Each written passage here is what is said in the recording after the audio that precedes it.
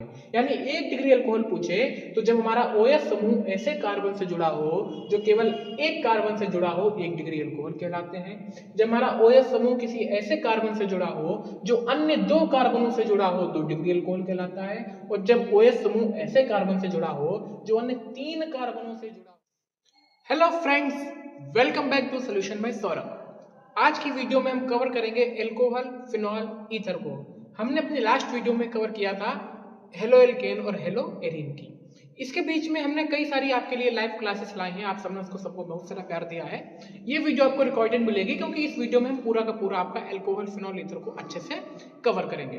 तो सबसे पहले बात करते हैं कि क्या होता है एल्कोहल, क्या है ये फिनॉल और ये ईथर। इन तीनों में जो मेन डिफरेंस है हमारा वो क्या है।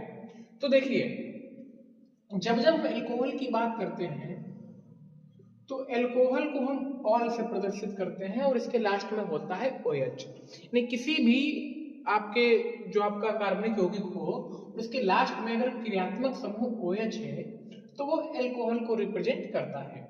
फिनॉल का भी सेम यही हाल है। लेकिन जब आपके एल्कोहल में कोई भी, जैसे कि सपोज आपका CH3OH, C2H5OH, इस तरह से जब एल्केन के आपका C3H7OH, इस तरह से जब आपके OH समूह जुड़े होते हैं तो उसको हम एल्कोहल बोलते हैं। जैसे methyl alcohol, ethyl alcohol, propyl alcohol, और इस तरह से आपका ये चलता रहता है। फिनॉल की बात करते हैं तो फिनॉल में भी आपका OH समूह ही क्रियात्मक होता है, लेकिन इसमें आपका एरिल समूह जुड़ा होता है जिसको हम बोलते हैं C6H5। इसको हम इस तरह से भी प्रदर्शित करते हैं। ये आपका बेंजीन जो रिंग होती है, उस बेंजीन रिंग में आपके H समूह को हटा के, चाहे आप कहीं भी लगा सकते हो, यहाँ लगा दिए, इस बेंजीन रिंग के H समूह को हटाकर जब OH आ जाता है तो आप उसी को फिनॉइल बोलते हो, C6H5OH। इसको थोड़ा हम सही से बना देते हैं, इसको हम बोलते हैं फिनॉल। यानी OH समूह ही होता है, लेकिन जब हमारा इस तरह से आपका हेलो एल्केन टाइप से जब यौगिक होता है उसको एल्कोहल बोलते हैं। जब आपका एरिल समूह आता है तो उसको हम फिनॉल बोलते हैं। इस तरह से आप इसको बना सकते हैं, ठीक है। जब आपके बेंजीन रिंग पर OH समूह होता है तो इसको हम फिनॉल बोलते हैं। फिनॉल आपका यही है जो आप लोग घर में यूज करते हो, देखकर आपके घर में जो मॉपिंग वगैरह के लिए, पोछा वगैरह लगाने के लिए जो फिनॉल यूज होता है, हम उसी फिनॉल की बात करते हैं। अब ईथर क्या है? ईथर को समझने के लिए हम चाहिए O। यानी O के हाथ कितने होते हैं आप सबको बहुत अच्छे से बताए हैं। O के कितने हाथ हैं? 2।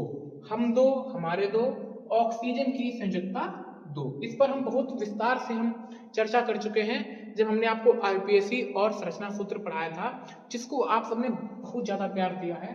30K+ व्यू उस पर हो चुके हैं। अगर आपने वो वीडियो नहीं देखी है तो उसको देख लीजिए जाके। ईथर में क्या होता है कि आपके दोनों तरफ ऑक्सीजन जो है वो दोनों तरफ अपने हाथ फैलाए खड़ा है कि यहां पर भी हमारा कोई जो आपका कार्बन समूह है वो जुड़ जाए और यहाँ पर भी जुड़ जाए। यानी यहाँ पर आपके कोई भी कार्बन समूह यहाँ पर आपके जुड़ जाते हैं तो हम उसको ईथर बोल देते हैं। ये हमारे इन तीनों में बेसिक डिफरेंस है। क्या हमारा एल्कोहल है, क्या हमारा फिनॉल है और क्या हमारा ईथर होता है। आई होप आपको ये बेसिक पॉइंट समझ में आया होगा। तो आज की वीडियो को शुरू करने से पहले ये हम आपसे वादा करते हैं कि आपको इस वीडियो के बाद इस चैप्टर में कहीं पर भी कोई प्रॉब्लम नहीं रह जाएगी और एक भी क्वेश्चन आपका ऐसा नहीं होगा जो आपको एग्जाम में नया लगे। लेकिन एक वादा आप हमसे भी नहीं, अपने आप से कीजिए। जैसा कि हम हर एक वीडियो में आपसे कहते हैं कि अपने प्रति ईमानदार रहिए। आप एक वादा अपने आप से कीजिए, खुद से कीजिए कि हम इस क्लास को पूरा लास्ट तक देखेंगे और बहुत मन से देखेंगे।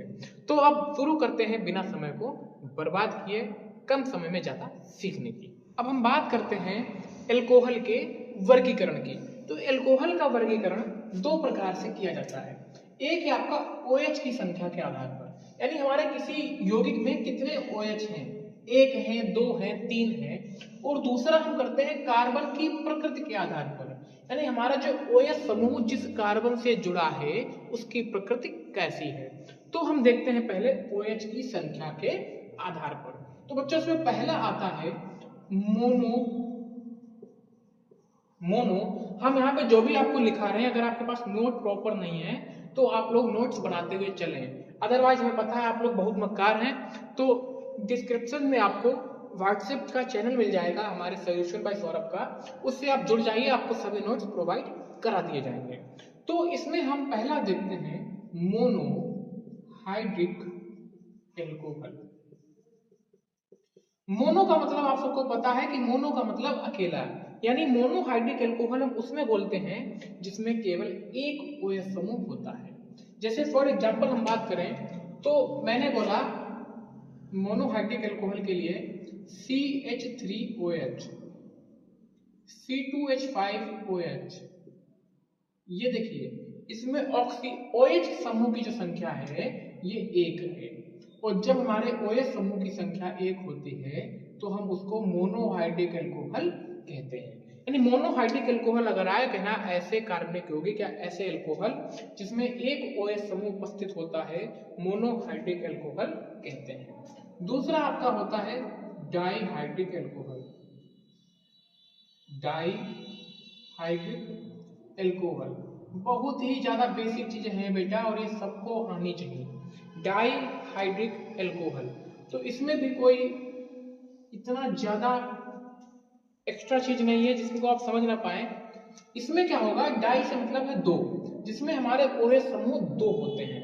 जैसे फॉर एग्जांपल हम बात करें, मैंने लिखा CH3OH और यहाँ पर मैंने एक कार्बन परमाणु और लगा दिया और मैंने यहाँ पर लिखा CH2OH। इसमें आप देख सकते हैं कि इसमें हमारे कार्बन परमाणु कितने हैं, OH परमाणु हमारे 2 हैं, और जब OH परमाणु 2 होते हैं तो उसको हम बोलते हैं डाइहाइड्रिक एल्कोहल, और इसका नाम होता है एथिलीन ग्लाइकॉल। इसका नाम होता है बच्चे एथिलीन ग्लाइकॉल, है ना। 2 कार्बन को आप एथ बोलोगे, है ना, एथिलीन ग्लाइकॉल। तीसरे की हम बात करते हैं, जब तीसरा हमारा होता है ट्राइहाइड्रिक एल्कोहल। ट्राइहाइड्रिक एल्कोहल बहुत ही बेसिक चीज आप समझ गए होंगे कि ऐसे OH समूह, ऐसे एल्कोहल जिसमें हमारे 3 OH समूह उपस्थित होते हैं, उनको हम ट्राइहाइड्रिक एल्कोहल कहते हैं। सर फॉर एग्जांपल हम बात करें आपकी CH2OH, CHOH and hair CH2OH। देख सकते हैं आप OH परमाणुओं की संख्या हमारी कितनी है, 3। जब हमारे OH परमाणुओं की संख्या 3 होती है तो हम उसको ट्राइहाइड्रिक एल्कोहल कहते हैं। ठीक है, होप आपको दिख रहा होगा, एक सेकंड। Okay, now clear. तो इसको हम बोलेंगे ट्राइहाइड्रिक एल्कोहल, क्योंकि हमारे इसमें OH परमाणुओं की संख्या कितनी है, 3 है, और इसका नाम है बेटा ग्लिसरॉल। क्या है ये, ग्लिसरॉल। जो हम लोग अपनी बॉडी में लगाते हैं गुलाब जल, उसमें ग्लिसरॉल ही मिला के लगाते हैं। तो ये आपका ग्लिसरॉल का फार्मूला है, और इसका आईपीएसी नाम है 1,2,3 ट्राइऑल। 1,2,3 ट्राइऑल। ठीक है, होप आपको ये समझ में आया होगा। ठीक है भाई, 1,2,3 फिर ट्राई, और ये कितने कार्बन है, 3 कार्बन है, तो 1 2 3 प्रोपेन ट्राइऑल। ठीक है, अब हम बात करते हैं कार्बन की प्रकृति के आधार पर कितने हमारे एल्कोहल होते हैं। तो जब हम बात करते हैं कार्बन की प्रकृति के आधार पर, तो ये परिभाषाएं आपके एग्जाम में पूछी भी जाती हैं, आगे रिएक्शंस भी हम इसमें करेंगे।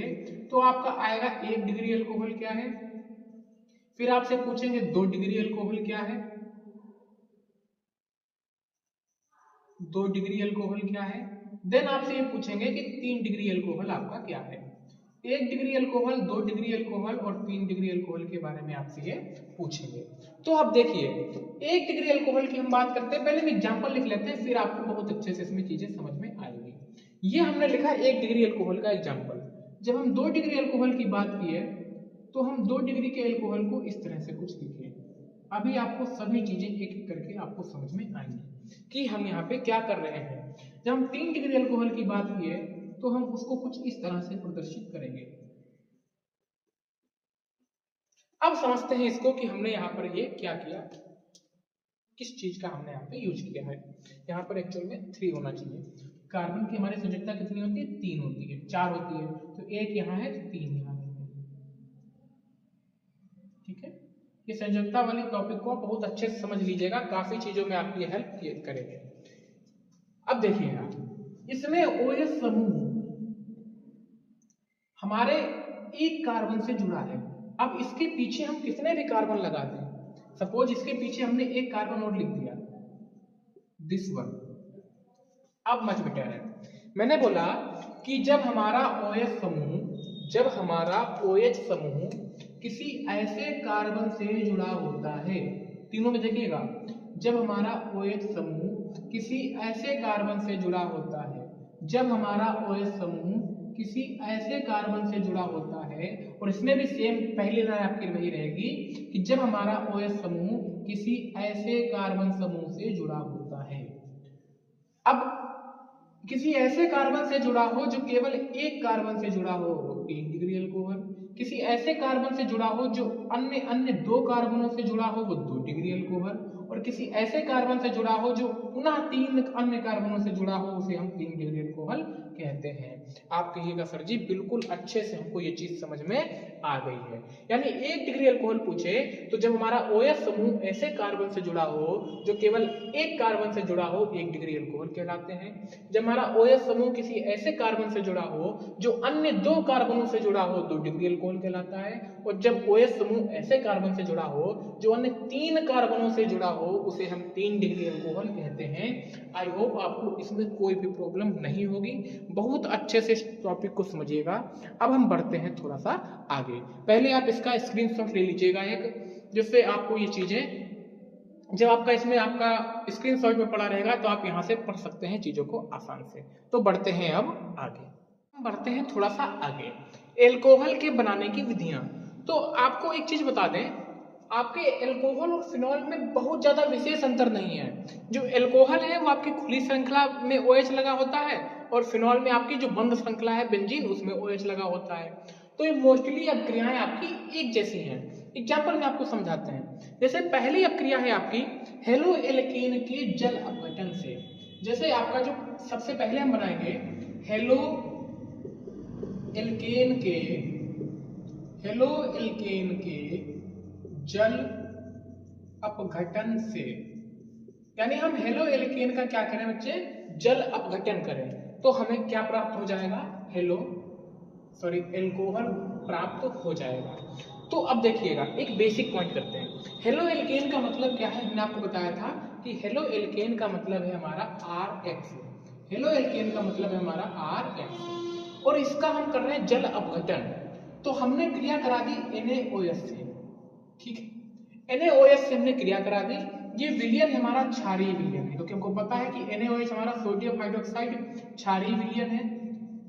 अब देखिएगा, जैसे ही हमने इसके NaOH से बेटा क्रिया कराई, यहाँ पे आप NaOH की जगह पर KOH भी ले सकते हैं, कोई ऐसी इश्यू नहीं है। तो हम आपको हमेशा से बताए हैं कि दूर दूर वाले एक साथ, पास पास वाले एक साथ, दूर दूर वाले एक साथ, पास पास वाले एक साथ, यानी इनको हम एक साथ ले लेंगे, इनको हम एक साथ ले लेंगे, यानी हमारा जो प्रोडक्ट बनेगा ROH प्लस NaX, यही हमारा क्या है बच्चे, एल्कोहल। यही हमारा यहाँ पे क्या प्राप्त हो गया, एल्कोहल। अब देखिए एग्जाम में ऐसे नहीं पूछेगा, एग्जाम में आपसे पूछेगा कि कैसे प्राप्त करेंगे एथिल क्लोराइड से एथिल एल्कोहल। अब देखिएगा सेम हम आपको करके दिखाते हैं। एग्जाम में आया आपका कैसे प्राप्त करेंगे, यहाँ पे लिख देते हैं हम, कैसे प्राप्त करेंगे एथिल क्लोराइड से, C2H5Cl से आपको बनाना है C2H5OH। तो ये कैसे बनाएंगे, कैसे प्राप्त करोगे आप इसको, तो देखिएगा हमको इतना समझना है यहाँ पे कि C2H5Cl हमारा क्या है, एल्केन। और एल्केन का अगर हम जल अपघटन कराते हैं, यानी NaOH से क्रिया कराते हैं, तो हमारा C2H5OH प्राप्त हो जाएगा, और साथ में हमारा NaCl हमारा बन जाएगा। X की जगह पर आप, X का मतलब हमने आपको बताया था क्या होता है, हैलोजन। X क्या है, हैलोजन, और इसके अंतर्गत आते हैं FClBrI, फिर कल बारात आई। ये 4 चीजें आपके हैलोजन के अंतर्गत आती हैं, बस इसको आप चेंज करते रहिए। R आपका एल्किल समूह है, इसके अंदर आपके मेथिल, एथिल, प्रोपिल, ब्यूटिल आते रहते हैं और आपकी रिएक्शंस होती रहती हैं। अब आप यहीं से फिनॉल भी बना सकते हैं। हम फिनॉल की बात क्या करें तो हम बेंजील क्लोराइड यानी आपकी एरिल क्लोराइड से C6H5Cl की क्रिया हम अगर NaOH से कर देंगे तो यहीं पे हमारा क्या प्राप्त हो जाएगा बच्चे, फिनॉल प्राप्त हो जाएगा। और यही हम क्या कहते हैं, हम फिनॉल।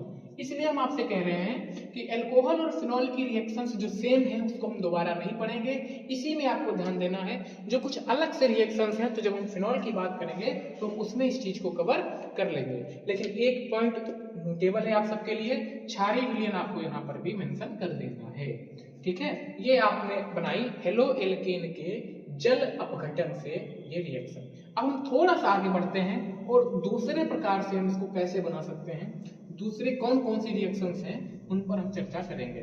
हम कम से कम 8-10 रिएक्शंस को कवर कर लेंगे। एग्जाम में आपसे पूछेगा कि अल्कोहल को बनाने की कोई 3 विधियां लिखी है, कोई 2 विधियां लिखी है, पर हम 8-9 पढ़ लेंगे, आपका काम आसानी से हो जाएगा। दूसरा अगर हम बात करें तो दूसरा है बच्चे आपका ईथर का अपघटन। हम क्या कर दें, ईथर का अपघटन कर दें, ईथर का अपघटन कर दें। अपघटन करने पर जल अपघटन की बात कर रहे हैं, ईथर का करेंगे और फिर जल अपघटन से ही आपका अल्कोहल प्राप्त होता है, हम एस्टर का भी जल अपघटन करेंगे।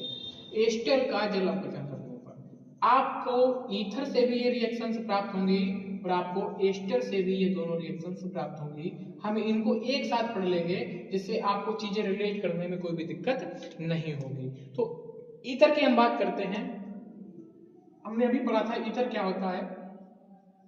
ऑक्सीजन आपका होता है और दोनों तरफ आपके कोई हैं, वो आपके एल्किल समूह एल्केन आपके लगे होते हैं, ठीक है। अब देखिएगा जल अपघटन कर रहे हैं तो H2O से क्रिया होगी, किसी को प्रॉब्लम, H2O से हमारी क्रिया होगी और क्षारीय विलयन होगा। अब आप बहुत ध्यान से सुनिएगा, बहुत ही ज्यादा ध्यान से सुनिएगा कि क्या होता है यहाँ पर। H2O है, H2O को हम H और OH में तोड़ लेंगे,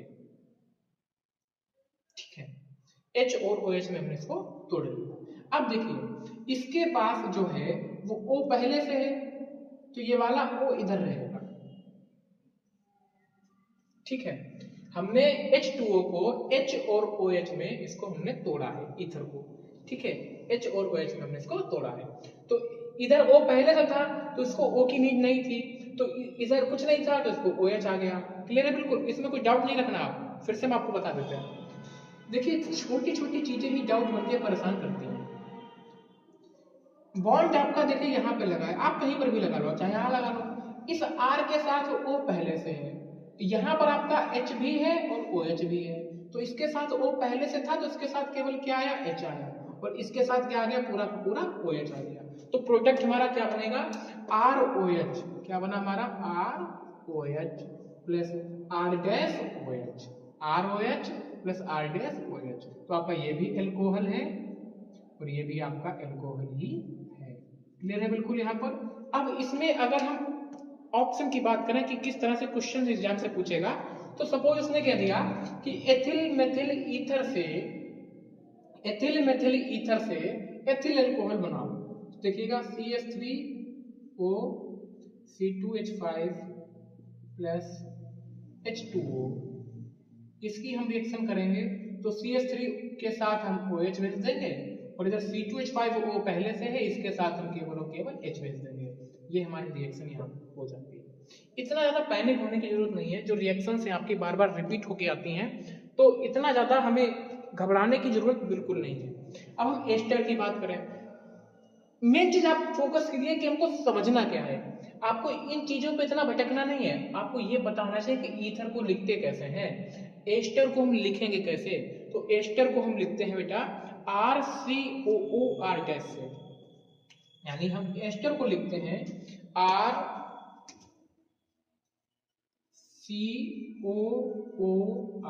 डैश, यानी इसको सुअर बोलते हैं, सुअर। एस्टर को हम लास्ट में क्या बोलते हैं, OH, OH है ना, OH करते हैं, तो सुअर लोग OH करते रहते हैं, तो सुअर से याद रखिएगा, एस्टर मतलब सुअर। तो RCOOR डैश, देखिए यहाँ पर ROR डैश ईस्टर है, ईथर है सॉरी, और जब सी डबल ओ लग जाता है तो एस्टर हो जाता है। और सेम आप जब इसका बेटा जल अपघटन करोगे तो OH इसके साथ आ जाएगा। मैं यहाँ पे आपको इसकी केमिस्ट्री दिखा दूं कि OH इसके साथ आ जाएगा, इसके साथ, और जो H बचा वो इसके साथ आ जाता है। तो हमारे जो यहाँ पर प्रोडक्ट बनते हैं, बनता है ROH plus R dash COOH। Clear है बिल्कुल। यहाँ पे हमारे दो यौगिक बनके आ जाते हैं। ये हमारा एल्कोहल कहलाता है और ये हमारा ओइक एसिड कहलाता है, जो नेक्स्ट चैप्टर में पढ़ेंगे। कार्बोक्सिलिक अम्ल में ये आ जाता है। होप आपको ये चीजें यहाँ पर बिल्कुल क्लियर समझ में आई होंगी। ठीक है, जब आप एस्टर का जल अपघटन करते हो तो आपको एल्कोहल और ओइक अम्ल प्राप्त होता है। क्लियर है बिल्कुल। अब हम बढ़ते हैं आगे और बात करेंगे एल्डिहाइड और कीटोन के अपचयन से। अगर आप लोग हमारी क्लासेस देख रहे हैं तो आपको ये बात बिल्कुल रटी होगी। जैसे ही अपचयन शब्द आपने सुना होगा, तुरंत आपका पूरा तन बदन झूम झूम के बोला होगा कि सर आपने बताया था कि अपचयन का मतलब होता है हाइड्रोजन का जुड़ना। अपचयन का मतलब सर होता है हाइड्रोजन का जुड़ना और ऑक्सीजन का निकलना। अपचयन का मतलब होता है हाइड्रोजन का जुड़ना, यानी अगर हाइड्रोजन जुड़ रहा है अपचयन हो रहा है, ऑक्सीजन निकल रहा है अपचयन हो रहा है। ठीक है, और हाइड्रोजन जुड़ रहा है मतलब प्लस आ रहा है, ऑक्सीजन निकल रहा है मतलब माइनस जा रहा है। चीजें क्लियर हो रही है यहाँ पे। अब हम शुरू करते हैं इस पर किस तरह से हम इसका अपचयन करते हैं। देखिएगा, सबसे पहले हम इसको समझते हैं एल्डिहाइड क्या है। तो बेटा एल्डिहाइड का जो समूह होता है वो CHO होता है। एल्डिहाइड का मतलब क्या होता है? CHO। एल्डिहाइड का मतलब CHO। ठीक है, और कीटोन, कीटोन बहुत अच्छा यौगिक है। इसका क्या होता है? C के साथ O डबल बॉन्ड, यानी इस तरह से C खड़ा है दोनों हाथ लेके। देखो C के कितने हाथ है? 4। ध्यान से देखना, C के टोटल हाथ कितने हैं भैया? 4 हाथ हैं। यहाँ पर भी आपको थोड़ा सा इसकी केमिस्ट्री बता दें।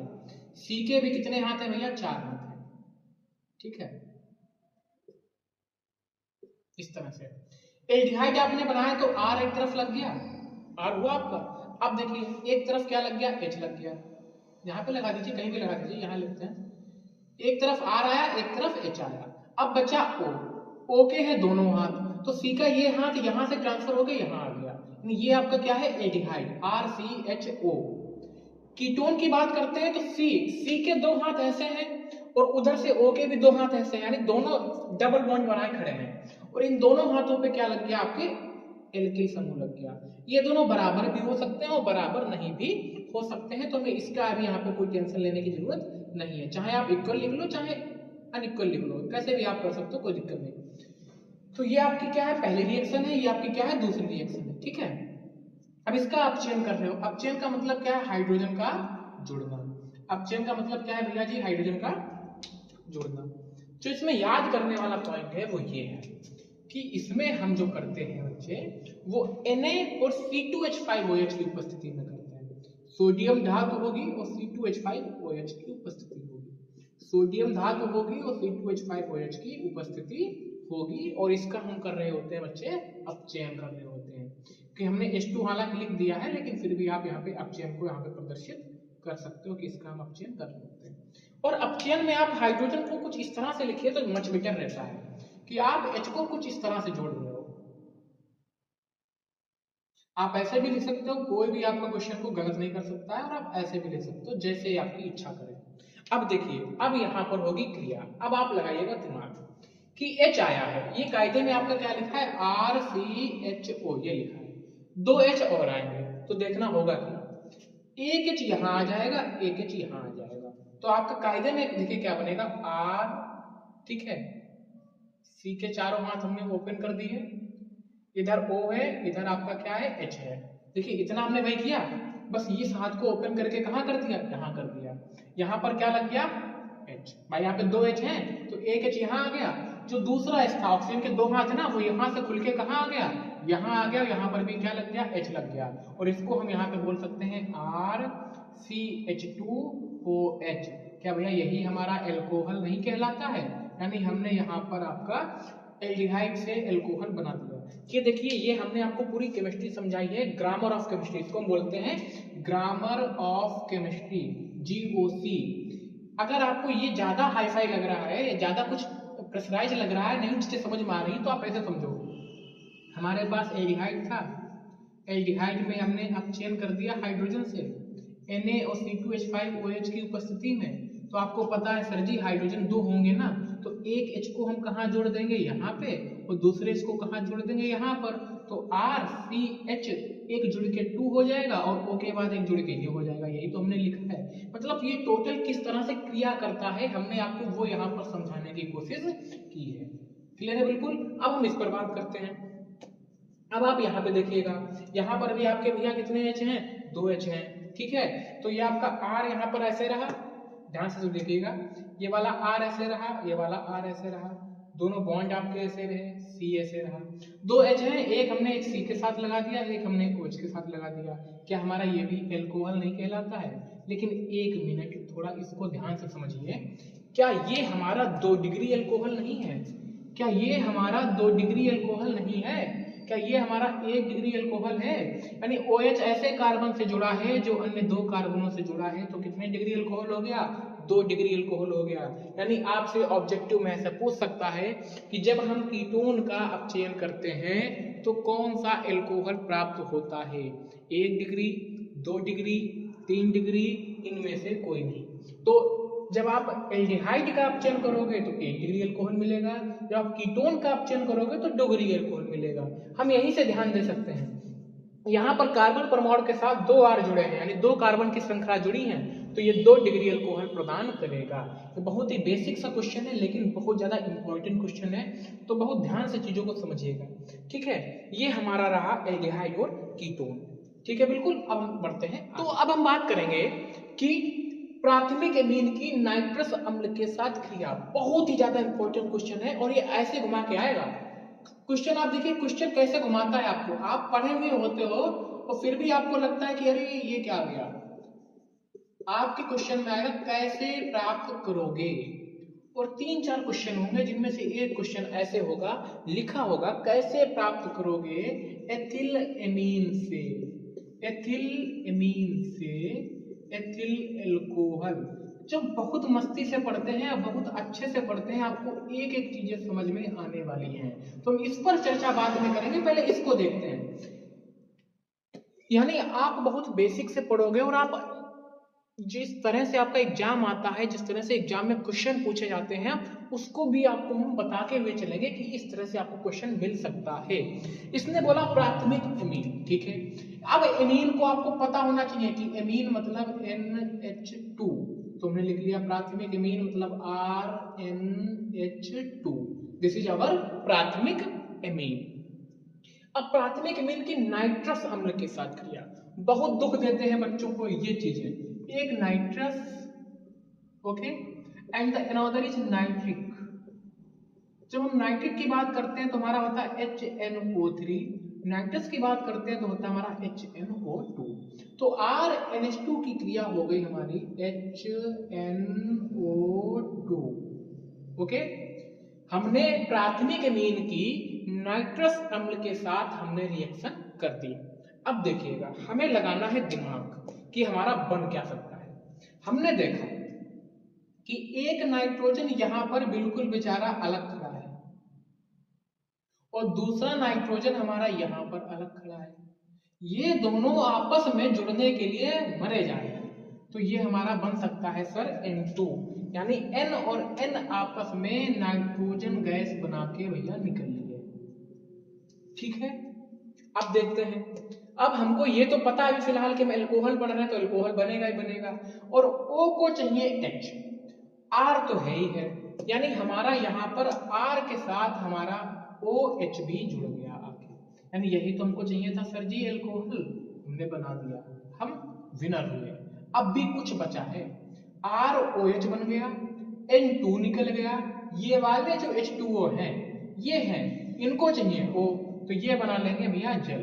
यानी जब जब हमारा एमीन नाइट्रस अम्ल के साथ क्रिया करेगा एल्कोहल बनेगा, नाइट्रोजन गैस निकलेगी और जल बनेगा। अब हम संतुलित देख लेते हैं, R1 N2 N2, H2 H2 oxygen 2 oxygen 2। यानी अगर आप मन से देखें तो इसमें ही सब छिपा है, अभी आपको दिखा रहे हैं, देखिए हमारा क्या था, R था, N था और 2 H थे। यहाँ पर हमारा H था, N था और 2 O थे। इस R के साथ जिसपे हम गोला बनाए वो एक साथ, इस R के साथ O और H आ गया, ROH। अब जिस पर हम बादल ऐसे बना रहे हैं दोनों एक साथ, N और N एक साथ, और ये देखिए H2 और O, H2O, यानी हमारे तीनों चीजें इसी में बिल्कुल छिपे थे। वही जब हमने इनकी रिएक्शन कराया, इनको गर्म कराया तो ये तीनों बाहर निकल गए। अब एग्जाम में आपसे क्या पूछा इसमें, एथिल एमीन से एथिल एल्कोहल। तो देखिए आपका उस समय दिमाग चलना चाहिए, सर ने एथिल का मतलब बताया था, एथ का मतलब 2 कार्बन, यानी कार्बन मेरे कितने होंगे, 2। अब एमीन यानी हमारा C2H5 के साथ एमीन को हम बोलते हैं NH2। बहुत ही ज्यादा इंपॉर्टेंट है, इसको आप स्टार बना के लिखिएगा, पेपर में इससे रिलेटेड कुछ ना कुछ फंसेगा, फिर बाद में मत कमेंट सेक्शन में कहना कि सर जी गलत कराए, ठीक है। और आपको तो पता ही है कि सोल्यूशन बाय सौरभ पूरी तरह से आपके प्रति समर्पित है। आपको जिस सब्जेक्ट में जहां पर जो प्रॉब्लम हो, केवल एक छोटा सा कमेंट और आपकी उस समस्या का जो हल होगा वो दूसरी वीडियो में आप तक पहुंचा दिया जाएगा, ठीक है। इस तरह से आप इसको सजा के रखिएगा, पेपर में आपके आएगा ही आएगा। C2H5NH2, अब देखिए हमको 2 चीजें पता है, कह रहा एथिल एमीन से बनाओ एथिल एल्कोहल, तो हमको ये पता है कि हमको 2 चीजें यहाँ पर मिलेंगी, एमीन से हमको बनाना एल्कोहल, और सर ने बताया था कि एमीन को एल्कोहल केवल एक ही लोग चेंज कर सकता है, वो है सर HNO2, और यहाँ पर हमारा N2 और H2O बनेगा। यानी यही कि कॉपी पेस्ट आपकी स्कूल में इसने पूछ लिया था पेपर में। होप आपको ये रिएक्शन बहुत अच्छे से समझ में आई होगी। प्राथमिक एमीन की नाइट्रस अम्ल के साथ क्रिया कैसे प्राप्त करोगे आप, एथिल एमीन से एथिल एल्कोहल। जल्दी से इसको नोट डाउन कर लीजिए, फिर हम बढ़ते हैं आगे। जल्दी से इसको लिखिएगा सभी लोग। ओके, ठीक है। अब हम करेंगे एल्कीन का जल अपघटन। अब हम क्या लिखेंगे, एल्कीन का जल अपघटन। ओके, तो क्या कहता है हमारा एल्कीन, तो आपको पता होगा एल्कीन क्या है, यानी एल्कीन का मतलब बेटा आपका डबल बॉन्ड। सपोज हमने आपका लिया CH2 डबल बॉन्ड CH2, ये हमारा क्या है, एल्कीन। अब ध्यान से सुनिएगा, एल्कीन आपके 2 प्रकार के होते हैं, एक सम्मित एल्कीन, एक असम्मित एल्कीन। इसको यहाँ पे देखते हैं। सम्मित एल्कीन का मतलब यह है कि सपोज डबल बॉन्ड के जितने कार्बन इधर हैं, जैसे आपका ये लिखा है, और उतने ही कार्बन इधर है, तो इसको बोलते हैं जो इधर है वही इधर है, यानी हमारा कैसा एल्केन हुआ, सममित। असम्मित एल्केन की जब हम बात करते हैं बेटा, असम्मित एल्केन की हम बात करते हैं, तो डबल बॉन्ड के इधर और इधर चीजें जब अलग अलग होती हैं तो उसको हम असम्मित एल्केन कहते हैं। इधर हमारे 2 कार्बन है, इधर 1 कार्बन है, तो दिस वन इज कॉल्ड असम्मित एल्केन। ओके, तो अब हम जरा इस पर ध्यान देते हैं।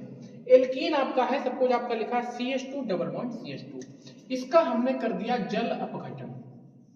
जल अपघटन होता है अम्लीय, यानी H2SO4 की उपस्थिति में हम इसका जल अपघटन करते हैं, और ये माध्यम आपका कैसा है, अम्लीय माध्यम है। अब थोड़ा ध्यान से देखिए क्या होगा यहाँ पर। हमको अच्छे से पता है कि हमारा H2O 2 चीजों में टूटता है, यानी H और OH में।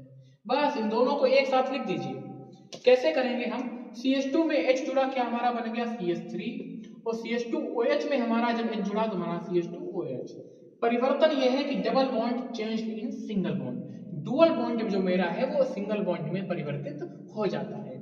जैसे हमने अब चेंज किया, देखिए डबल बॉन्ड लगा था क्योंकि हाइड्रोजन की कमी थी, H यहाँ पर आया तो CH3 हुआ, सिंगल बॉन्ड हुआ, और OH यहाँ पर आपका जुड़ गया।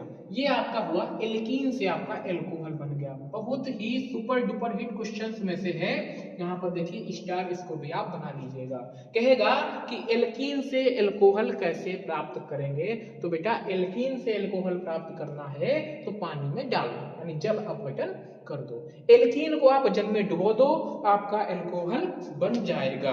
एल्कोहल में जल अपघटन अधिकतर करते हैं, लेकिन इसमें हम एक दूसरी रिएक्शन आपको जरूर बनवाना चाहेंगे।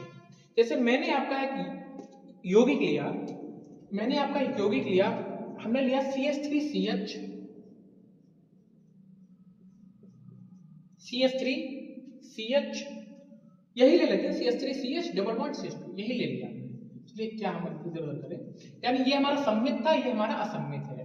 अब ये फिर से H2O से क्रिया करेगा, तो इधर हुआ H2SO4 अम्लीय। हमारी बाकी चीजें सभी कैसी रही बेटा, सभी हमारी चीजें कैसी रही, सेम रही। अब देखिएगा कि इसमें क्या होता है, इस पे भी आपका डबल बॉन्ड पे अटैक होगा। किस पे अटैक होगा, डबल बॉन्ड पे अटैक हमारा होगा। सेम H2O भी हमारा H और OH में टूटेगा, लेकिन इसमें हमारे दो ही यौगिक थे, एक में हमने OH लगा दिया, एक में हमने H लगा दिया। अब यहां पर आप कंफ्यूज हो गए, मैं यहां पर दो यौगिक बना के आपको दिखाता हूं। यहां पर आप इतना कंफ्यूज हो जाओगे कि सर क्या हमारा ये यौगिक बन सकता है। आपने कहा कि सर CH3 तो संपूर्ण है, क्या सर अब इसमें हम CH2 फिर यहां पर हम CH2OH कर दें, क्या हमारा ये यौगिक बन सकता है। फिर किसी और ने कहा नहीं सर क्या हमारा ये यौगिक बनेगा, तो CH के साथ हम OH जोड़ दें और यहां पर CH3 कर दें, दिस वन क्रॉस, तो इन दो में आपको वहम होगा, ठीक है, कंफ्यूज भी हो गए। तो यहां पर आते हैं आपके मार्कोनी जी। मार्कोनी का नियम क्या कहता है, वो आपको काफी हद तक इस चीज को सॉल्व करेगा। जैसे आप ये बताइए, आप किसी से लड़के आए, आपने किसी को कोच दिया जाके बाहर, किसी बात पे आपकी बहस हो गई, आपने उसको अच्छे से धुनाई कर दी उसकी, तो अब आप जब भागोगे तो कहाँ भागोगे, आप वहीं भागो ना जहां पे आपके दोस्त लोग ज्यादा मात्रा में होंगे। ये समझ रहे हो आप, बस यहीं से आप पॉइंट पकड़ लो कि हाइड्रोजन बच्चे वहीं अटैक करेगा जहां H ज्यादा होंगे, हाइड्रोजन वहीं छिपेगा जाके जहां H ज्यादा होंगे। यहां पर दोनों जगह H बराबर थे, तो चाहे आप यहां भेज दो चाहे यहां भेज दो, यानी हाइड्रोजन वहीं अटैक करेगा जहां H ज्यादा होंगे। आप लिख लीजिए इसको कि H वहां जाएगा जहां H की संख्या ज्यादा होगी, H की संख्या ज्यादा होगी, और OH हमारा वहां जाएगा जहां H की संख्या जो होगी वो कम होगी। क्लियर है, ये बताया था मार्कोनी का नियम। मार्कोनी का नियम भी आपने यहां पर आपने समझ लिया, यानी अब हमको अच्छे से पता है कि सर यहां पर, अभी आपको ये भी चीज बताएंगे कि यहां पर H क्यों नहीं जा सकता। यहां पर 1 और 2 में H यहां पे ज्यादा थे, तो हमारा OH यहां आएगा, यानी सर हमारा प्रोडक्ट बनेगा CH3 CH CH3 और यहां पे हम जोड़ देंगे OH। ये भी हमारा क्या कहलाएगा, एल्कोहल, और ये हमारा कैसा अल्कोहल है, 2 डिग्री अल्कोहल हमारा कहलाता है। अब यहां पर क्यों नहीं H आ सकता, क्योंकि यहां पर का तो सर्जित 3 है, तो यहां पर H इसलिए नहीं आ सकता क्योंकि कार्बन के हमारे कितने हाथ होते हैं, 4 होते हैं, और 3 H इस पे पहले से टंगे हैं, और इधर भी आपका CH जुड़ा है, इसको भी हम ओपन करके दिखाते हैं। इधर भी आपका क्या जुड़ा है, C के साथ H जुड़ा है, अब इधर भी आपके C के साथ क्या जुड़े हैं, H जुड़ा है। ये आपका इसका संरचना सूत्र है, ध्यान से देखिएगा, CH3 CH CH2। अब यहां पर H जुड़ने की कहीं पर जगह नहीं है, चारों हाथ तो भरे हैं, यहां पर ये बॉन्ड टूट सकता है, ये जब बॉन्ड टूटेगा तो एक यहां बढ़ेगा एक यहां बढ़ेगा। अब यहां पर 2 H है, तो ये वाला H यहां आएगा, यहां पर OH आ जाएगा, जो हमने यहां पर इसको प्रदर्शित किया है।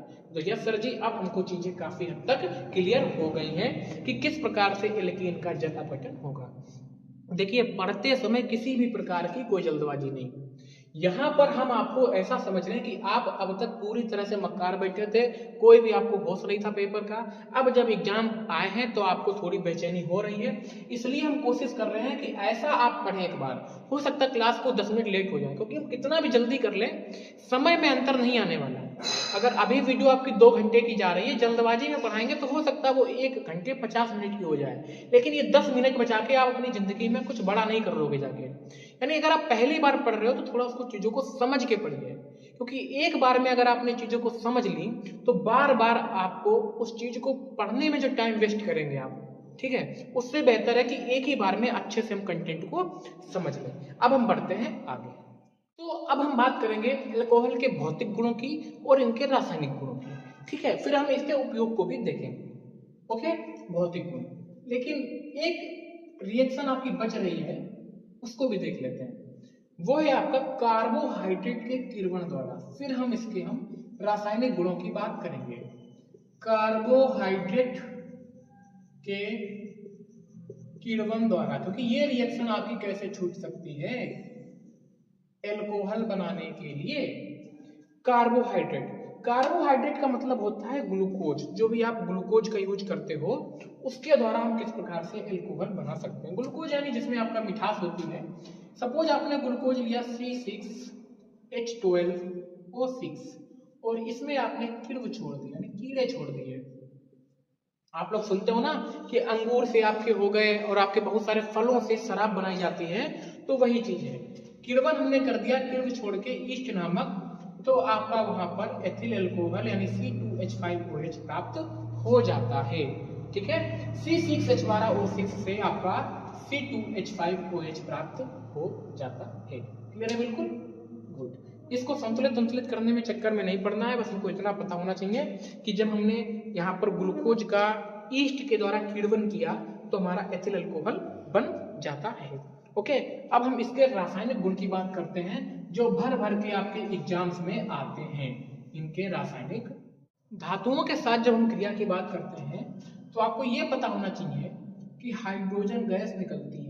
बिल्कुल इस चीज को आप गांठ बांध लीजिए कि जब जब हम एल्कोहल की क्रिया बेटा किसी भी धातु से करेंगे तो हमारे हाइड्रोजन गैस निकलेगी। That's it. इसके अलावा जो भी बचा मिले उसको हम लिख देंगे। फॉर एग्जाम्पल की बात करें, हमने आपका एथिल अल्कोहल लिया और एथिल अल्कोहल पर हमने मैग्नीशियम धातु रख दी। मतलब हमने क्या किया, मैग्नीशियम धातु ली। ठीक है, मैंने क्या किया, मैग्नीशियम धातु ली और मैग्नीशियम धातु पर हमने एथिल अल्कोहल डालना शुरू किया तो हमारी क्या हुई, हाइड्रोजन क्या हुआ, बाहर निकल गया। अब क्या बचा, C2H5OMg। C2H5OMg ये हमारा एथिल ऑक्सी मैग्नीशियम हमारा बचा।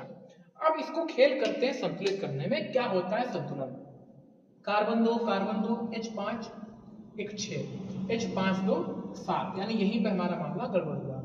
ठीक है, तो हम यहाँ पे क्या लगाते हैं, 2। हमने यहाँ पे क्या लगा दिया, 2 से गुणा कर दिया। तो 2 यहाँ पे हमने जब 2 से गुणा की तो 5 1 6 दूनी 12 हो गए।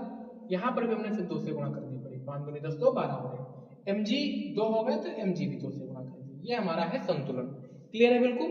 ये हमारी क्या हो गई, रिएक्शन संतुलित हो गई। दूसरी हम बात करते हैं तो एस्टिक अम्ल के साथ क्रिया। एसिटिक बहुत ज्यादा महत्वपूर्ण रिएक्शन आप पढ़ने जा रहे हो। एस्टिक अम्ल के साथ क्रिया, देखिए इतना घबराइए मत, यही रिएक्शन सब आपके साथ, यही सब रिएक्शन आपकी घूम घूम के आती हैं पूरे आपके केमिस्ट्री के पार्ट 3 में। यही सब रिएक्शन आपके पास आपके सामने किसी न किसी अन्य रूप में घूम घूम के आएंगी। यहाँ पर आपका लिखा है कि एथिल अल्कोहल की एस्टिक अम्ल के साथ क्रिया करते हैं तो क्या प्राप्त होता है। तो आपको पता होना चाहिए कि एस्टर प्राप्त होता है। क्या प्राप्त होता है हमारा, एस्टर। क्या प्राप्त होता है, एस्टर प्राप्त होता है। तो बहुत ही शांत दिमाग से, शांत मन से इस रिएक्शन को लिखते हैं। हम क्रिया बच्चे किसकी कर रहे हैं, एल्कोहल की। तो हमने कोई भी एल्कोहल ले लिया, सपोज हमने C2H5OH आपका चलते चलता है, हर जगह है ना, पूरी देश की व्यवस्था को संभाले C2H5OH, तो इसको कैसे छोड़ सकते हैं। और आपने क्रिया कर दी एस्टिक अम्ल से, CH3COOH एस्टिक अम्ल। ओके, छिड़काव। यहाँ पर आप ROH भी लिख सकते हो, कोई दिक्कत नहीं, ROH भी आप यहाँ पे लेके चल सकते हो। जब आपने इसकी क्रिया एस्टिक अम्ल के साथ की तो हमने बच्चा आपको क्या बताया कि एस्टर प्राप्त होता है। एस्टर, और एस्टर में हमने आपको बताया था कि एस्टर को क्या बोलते हैं, RCOOR, दिस इज एस्टर। तो देखिए हम इसको उठाते हैं कि हम क्या यहाँ पे बनाएंगे। CH3COO ऐसे लिख लिया, CH3COO। हमने इस पार्ट को हमने इतने को ऐसे ही लिख लिया और इसके साथ में हमने जोड़ दिया C2H5, this is our ester. अब OH यहाँ बचा, H यहाँ बचा, क्या बना दिया हमने, H2O। देखिए CH3COO C2H5 क्या बन गया हमारा, एस्टर। सेम इस पर भी हमारा वही वाला नियम लागू हो गया कि पास पास वाले एक साथ। ठीक है, इसको आप पलट के लिख लो, है ना, इस तरह से। HOH बन गया। ठीक है, यानी आपको इतना पता होना चाहिए क्या होता है, जल बनता है, फिर बचा वाला हमने एस्टर साथ में लिख दिया। इस तरह से हम इस रिएक्शन को कर सकते हैं। नेक्स्ट क्या कहती है अगली रिएक्शन हमारी, अगर हम इसकी क्रिया करते हैं ग्रिग्नार्ड अभिकर्मक से। ग्रिग्नार्ड अभिकर्मक से क्रिया, ग्रिग्नार्ड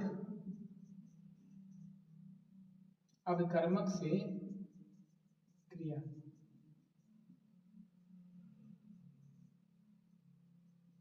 ठीक है, देखते हैं क्या होता है। हम इससे हमने क्रिया की ग्रिग्नार्ड अभिकर्मक से क्रिया। ध्यान से देखिएगा, हमने ROH लिया और ग्रिग्नार्ड अभिकर्मक आप सबको पता है क्या होता है, RMgX होता है। यहाँ पर आई टेस्ट कर लेते हैं। तो ध्यान से देखिएगा, पास पास वाले एक साथ, दूर दूर वाले बच्चों एक साथ, यानी ये हमारा एक साथ आ जाएगा। तो हमारा यहाँ पे क्या बन के आ गया, ये R-H प्लस RMgOX। ठीक है, RMgOX, या आप इसको इस तरह से भी लिख सकते हो ROMgX। ठीक है, R के साथ O लगाए ना, तो ROMgX। ठीक है, अब इसमें जो क्वेश्चन आता है वो किस तरह से आता है, ध्यान से देखिएगा। इसको हम कहाँ पे लिखते हैं, ऊपर लिखते हैं। पहले आप इतना नोट कर लीजिए, फिर हम आगे बताते हैं। पहले आप सब इतना नोट करिए, फिर हम आगे बताते हैं कैसे क्वेश्चन आता है। देखिए एग्जाम में कैसे क्वेश्चन घुमाएगा। एग्जाम में आपसे कहेगा मेथिल एल्कोहल से एथेन प्राप्त करो।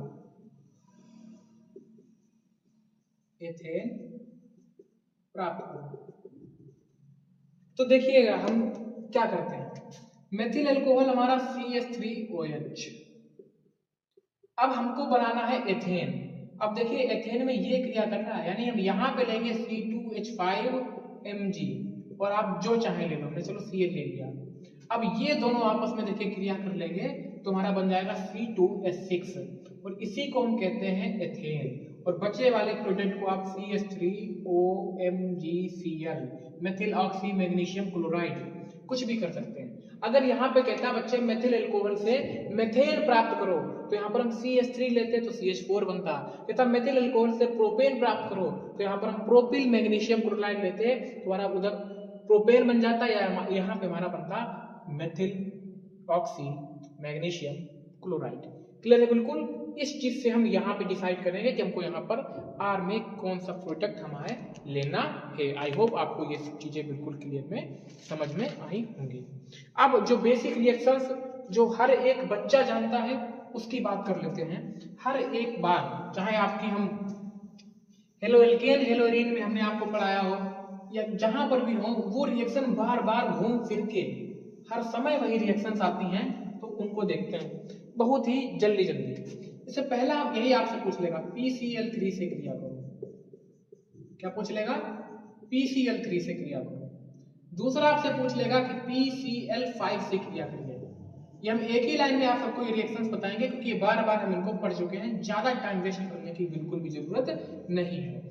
PCl3 से क्रिया कराएगा, PCl5 से क्रिया कराएगा, फिर आपसे कहेगा थायोनिल क्लोराइड यानी SOCl2 से क्रिया करो। कहेगा SOCl2 से क्रिया करो।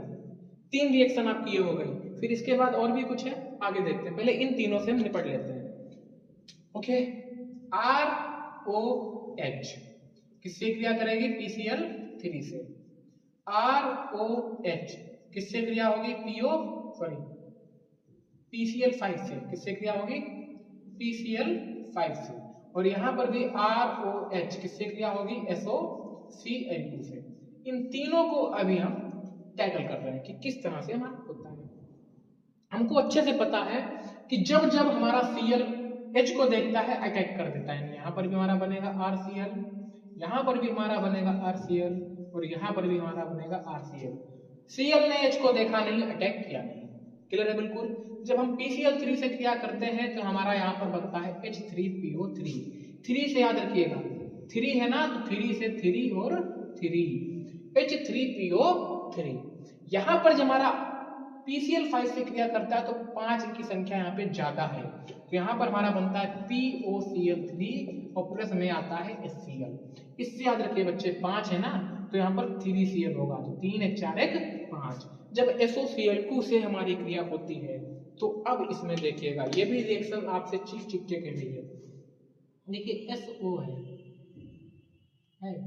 अगर इस SO को ये वाला O मिल जाए, ध्यान सुनिएगा, इस SO को ये वाला O मिल जाए तो भैया ये तो SO2 बना के भैया चल जाएगी, है ना, मैं चला, है ना। अब देखिए Cl यहाँ पर 2 हैं, तो एक Cl को यहाँ बांट दो, एक Cl को यहाँ बांट दो, यानी हमारा RCl तो बन ही चुका था, इधर क्या बन जाएगा HCl। ऐसे यहाँ पे देखो बेटा Cl 5 है, एक Cl को हमने कहाँ बांट दिया, R के साथ, एक Cl को हमने कहाँ बांट दिया, H के साथ, तो RCl बन गया, HCl बन गया। अब देखो एक P बचा, एक O बचा, एक P बचा, एक O बचा। अब 5 में से 2 Cl निकल गए तो एक ही तो 3 तो Cl बचे, वही Cl यहाँ आ गए। बहुत ही बेसिक है, इसमें कुछ ज्यादा तक पैनिक होने की बिल्कुल जरूरत नहीं है। इसको हम संतुलित कर लेते हैं। संतुलित करेंगे किस तरह से करेंगे देखिएगा, यहाँ पर H3 है तो यहाँ पर 3 से गुणा कर दिया, R3 हो गए तो यहाँ पर भी 3 से गुणा कर दिया। अब आई थिंक ये पूरी तरह से हमारी रिएक्शन संतुलित हो चुकी है। 3R 3R, 3O 3O, 3H 3H, एक फास्फोरस यानी एक P, Cl3 क्लियर है, ये दोनों आपस में संतुलित है ही है। बस इसी तरह आपको घुमाएगा, कभी कहेगा एथिल अल्कोहल से एथिल क्लोराइड, है ना। और आपको ये चीजें बता दें हम, ये जो तीनों रिएक्शंस आपने लिखी हैं ये हेलो एल्केन बनाने की विधियां हैं। हेलो एल्केन बनाने की विधियां, बेटा आपसे पेपर में कुछ भी पूछ ले, हेलो एल्केन बनाने की 2 विधियां लिखो, उसमें हमने कराया भी था, तो यही 3 में से कोई भी 2 लिखाना, नंबर आपको मिल जाएंगे। हमने आपसे कहा था कि बार बार रिएक्शन घूम के आती है, वही आपके साथ हो रहा है। जो आपने वहां विधियों में पढ़ा था वो आप यहाँ रासायनिक गुण में पढ़ रहे हो, जो आपने यहाँ विधियों में पढ़ा है वो आपने वहां पे रासायनिक गुणों में पढ़ा था। अब हम बढ़ते हैं थोड़ा सा आगे, होप आपको सब चीजें समझ में आया होगा। जल्दी से कमेंट कर दीजिएगा कि आपको चीजें समझ में आ रही हैं, और अपने दोस्तों के साथ भी इसको शेयर कर दीजिएगा, जिससे सभी लोग पेपर में बहुत अच्छा कर सके। आप जैसे प्यार देते आए हो ऐसे ही प्यार देते रहिए। अब हम बढ़ते हैं थोड़ा सा और आगे, और ही सरल शब्दों में अब क्रिया पढ़ते हैं। जैसे अगर आपसे कहा जाए, इसने कहा कि हैलोजन अम्लों के साथ अब क्रिया करिए, हैलोजन अम्ल के साथ अब क्रिया, कौन से अम्ल है बच्चे, हेलोजन अम्ल के साथ हम अब क्रिया करेंगे। ठीक है, अभी करके देते हैं सर जी।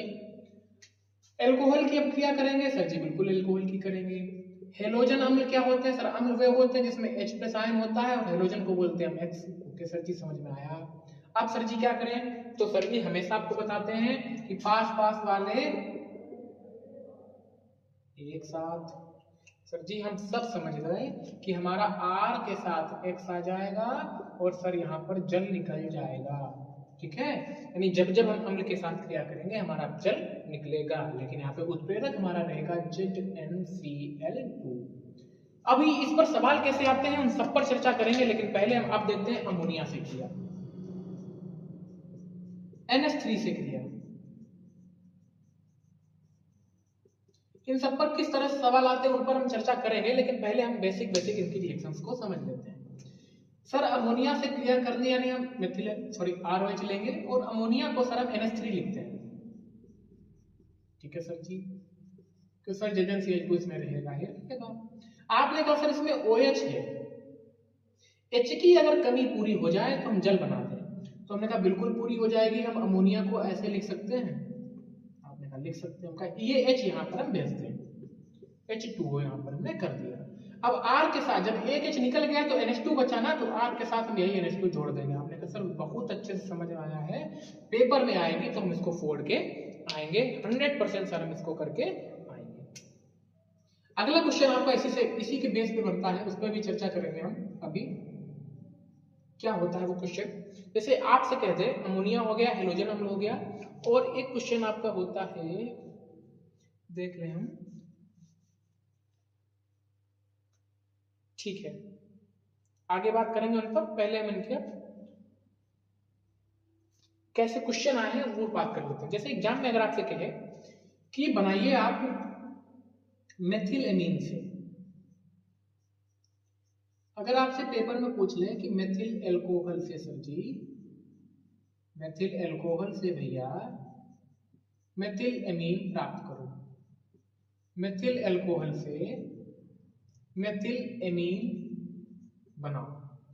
फिर नीचे आपसे पूछ ले कि आपसे कह दे एथिल अल्कोहल से, जल्दी लिख देते हैं, एथिल अल्कोहल से क्लोरोएथेन बनाओ। अब बस यहीं पर आपके दिमाग में सीटियां बजने शुरू हो जाएंगी कि अरे भैया ये क्या आ गया। तो देखते हैं कैसे टैकल करते हैं इसको। मेथिल अल्कोहल बोला ना तो CH3OH, ठीक है सर जी, बन जाएगा। मेथिल एमीन बनाना है NCH3NH2। NH2 चीख चीख के कह रहा है कि सर NH3 से क्रिया कर दीजिए, और जब NH3 से क्रिया कर दो उसने बता दिया सर हमारा H2O आएगा। अब तक रिएक्शन आपको याद हो चुकी होगी, आपने कहा सर यहाँ पे तो ZnCl2 भी होगा। अब कह रहा एथिल अल्कोहल से क्लोरोएथेन, आपने कहा बिल्कुल सर बना लेंगे। एथिल अल्कोहल को बोलते हैं C2H5, ओके, ZnCl2 होगा हमारा, और क्लोरोएथेन को हम बोलते हैं C2H5Cl। अब ये चीख चीख के बता रहा है कि Cl यहाँ पर होगा, Cl किसके साथ होगा, तो हाइड्रोजन के अम्ल के साथ होगा, और यहाँ पर हमारा क्या बन जाएगा बच्चे, जल बन जाएगा। सर बहुत अच्छे से हमको ये रिएक्शन समझ में अब आ गई है, कोई दिक्कत हो आप बताएं इसमें। अब बढ़ते हैं हम और आगे इसके अपचयन अब करेंगे। बहुत ही महत्वपूर्ण क्रिया है दोस्तों, कहता है कि क्या होगा जब हम एल्कोहल का अपचयन करें। अब देखिए अपचयन भी किस तरह से, हम HI की क्रिया करेंगे, HI की क्रिया करेंगे लाल फास्फोरस की उपस्थिति में, लाल फास्फोरस की उपस्थिति में, तो आपका जो अपचयन होगा तो एल्केन बनेगा। तो बच्चे क्या बनेगा आपका, एल्केन बनेगा। अब इसको समझते हैं हम रिएक्शन के द्वारा कि क्या क्रिया हुई और कैसे क्रिया आपकी इसमें हुई। आपने क्या लिया, एल्कोहल लिया, और एल्कोहल की क्रिया आपने HI से कर दी लाल फास्फोरस की उपस्थिति में, ठीक है। तो बेसिक पॉइंट आप इतना जानिए कि OH को क्या चाहिए, H, वो क्या बना लेगा, जल। यहां पे आप लिख ही चुके हो कि एल्केन बनेगा, यानी R के साथ क्या लग जाएगा, H। I अकेला बचा, वो कहेगा हमारा जब कोई नहीं तो अकेले ही खुद से क्रिया करके I2 बना लेंगे। संतुलित करने पे आए तो R एक रहा, I 2 है तो यहाँ पे 2 से गुणा कर दी। H यहाँ पे आपके 3 है तो यहाँ पर भी 3 है, ठीक है। हाइड्रोजन कितने हैं, 2 1 3, 2 1 3, ऑक्सीजन 1 है, I2 2 है। आई होप आपकी ये रिएक्शन जो है वो बन के आ चुकी है। यानी इसमें देखिए कुछ भी नहीं था, एल्कोहल की हमने क्रिया कर दी लाल फास्फोरस, मतलब एल्कोहल को हमने HI के साथ गर्म कर दिया लाल फास्फोरस की उपस्थिति में, तो R के साथ H जुड़ा, ये आपने ये इसने क्या बना लिया बच्चे, एल्केन, ठीक है। तो आपका क्या बन गया, H2O प्लस I2, ठीक। अब जो बहुत ही महत्वपूर्ण जो रिएक्शंस बच्चे शुरू होंगी वो सबसे आखिरी रिएक्शन है आपकी रासायनिक अपक्रियाओं की, निर्जलीकरण। तो जल्दी से कमेंट सेक्शन में बता दो निर्जलीकरण का मतलब क्या होता है। जल्दी से सब लोग कमेंट सेक्शन में लाइन से बताओ निर्जलीकरण का मतलब क्या होता है, जल्दी से। ओके, देखिए निर्जलीकरण का मतलब होता है जल का निकलना, जल का निकलना। तो देखिएगा ध्यान से, हम दो तरह से, और जल तब निकलेगा जब हम इसको क्या करेंगे, गर्म करेंगे। तो हम दो तरह से ये रिएक्शन करने जाएंगे, ठीक है। पहली बार मैंने क्या किया, हमने लिया एथिल अल्कोहल,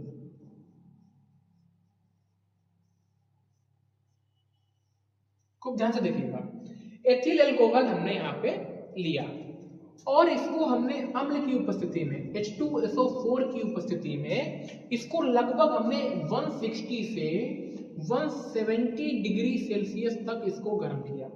160 से 170 डिग्री सेल्सियस तक हमने इसको गर्म किया। और हमको पता है जब जब हम किसी चीज को गर्म करेंगे तो पानी को छोड़ देगा। यानी जब आप भी किसी छोटे बच्चे को गर्म करते हो, मीन्स उसको डांटते हो तो उसके पसीना छोड़ देता है वो, यानी गर्म करोगे किसी को तो पानी छोड़ देगा। तो हमने इसको क्या किया, टाइट कर दिया, इसने जल छोड़ दिया, पसीना छोड़ दिया, पसीने से मार इसका पूरा शरीर भीग गया। अब देखिए यहां से हमने जल निकाल दिया, बस केवल घटाना है, घटाने आपको बहादुर बच्चे हो घटा दो। H2O जब निकला घटा दो, देखो घटाना सिखा रहे हैं आपको, केमिस्ट्री में घटाना सिखा रहे हैं।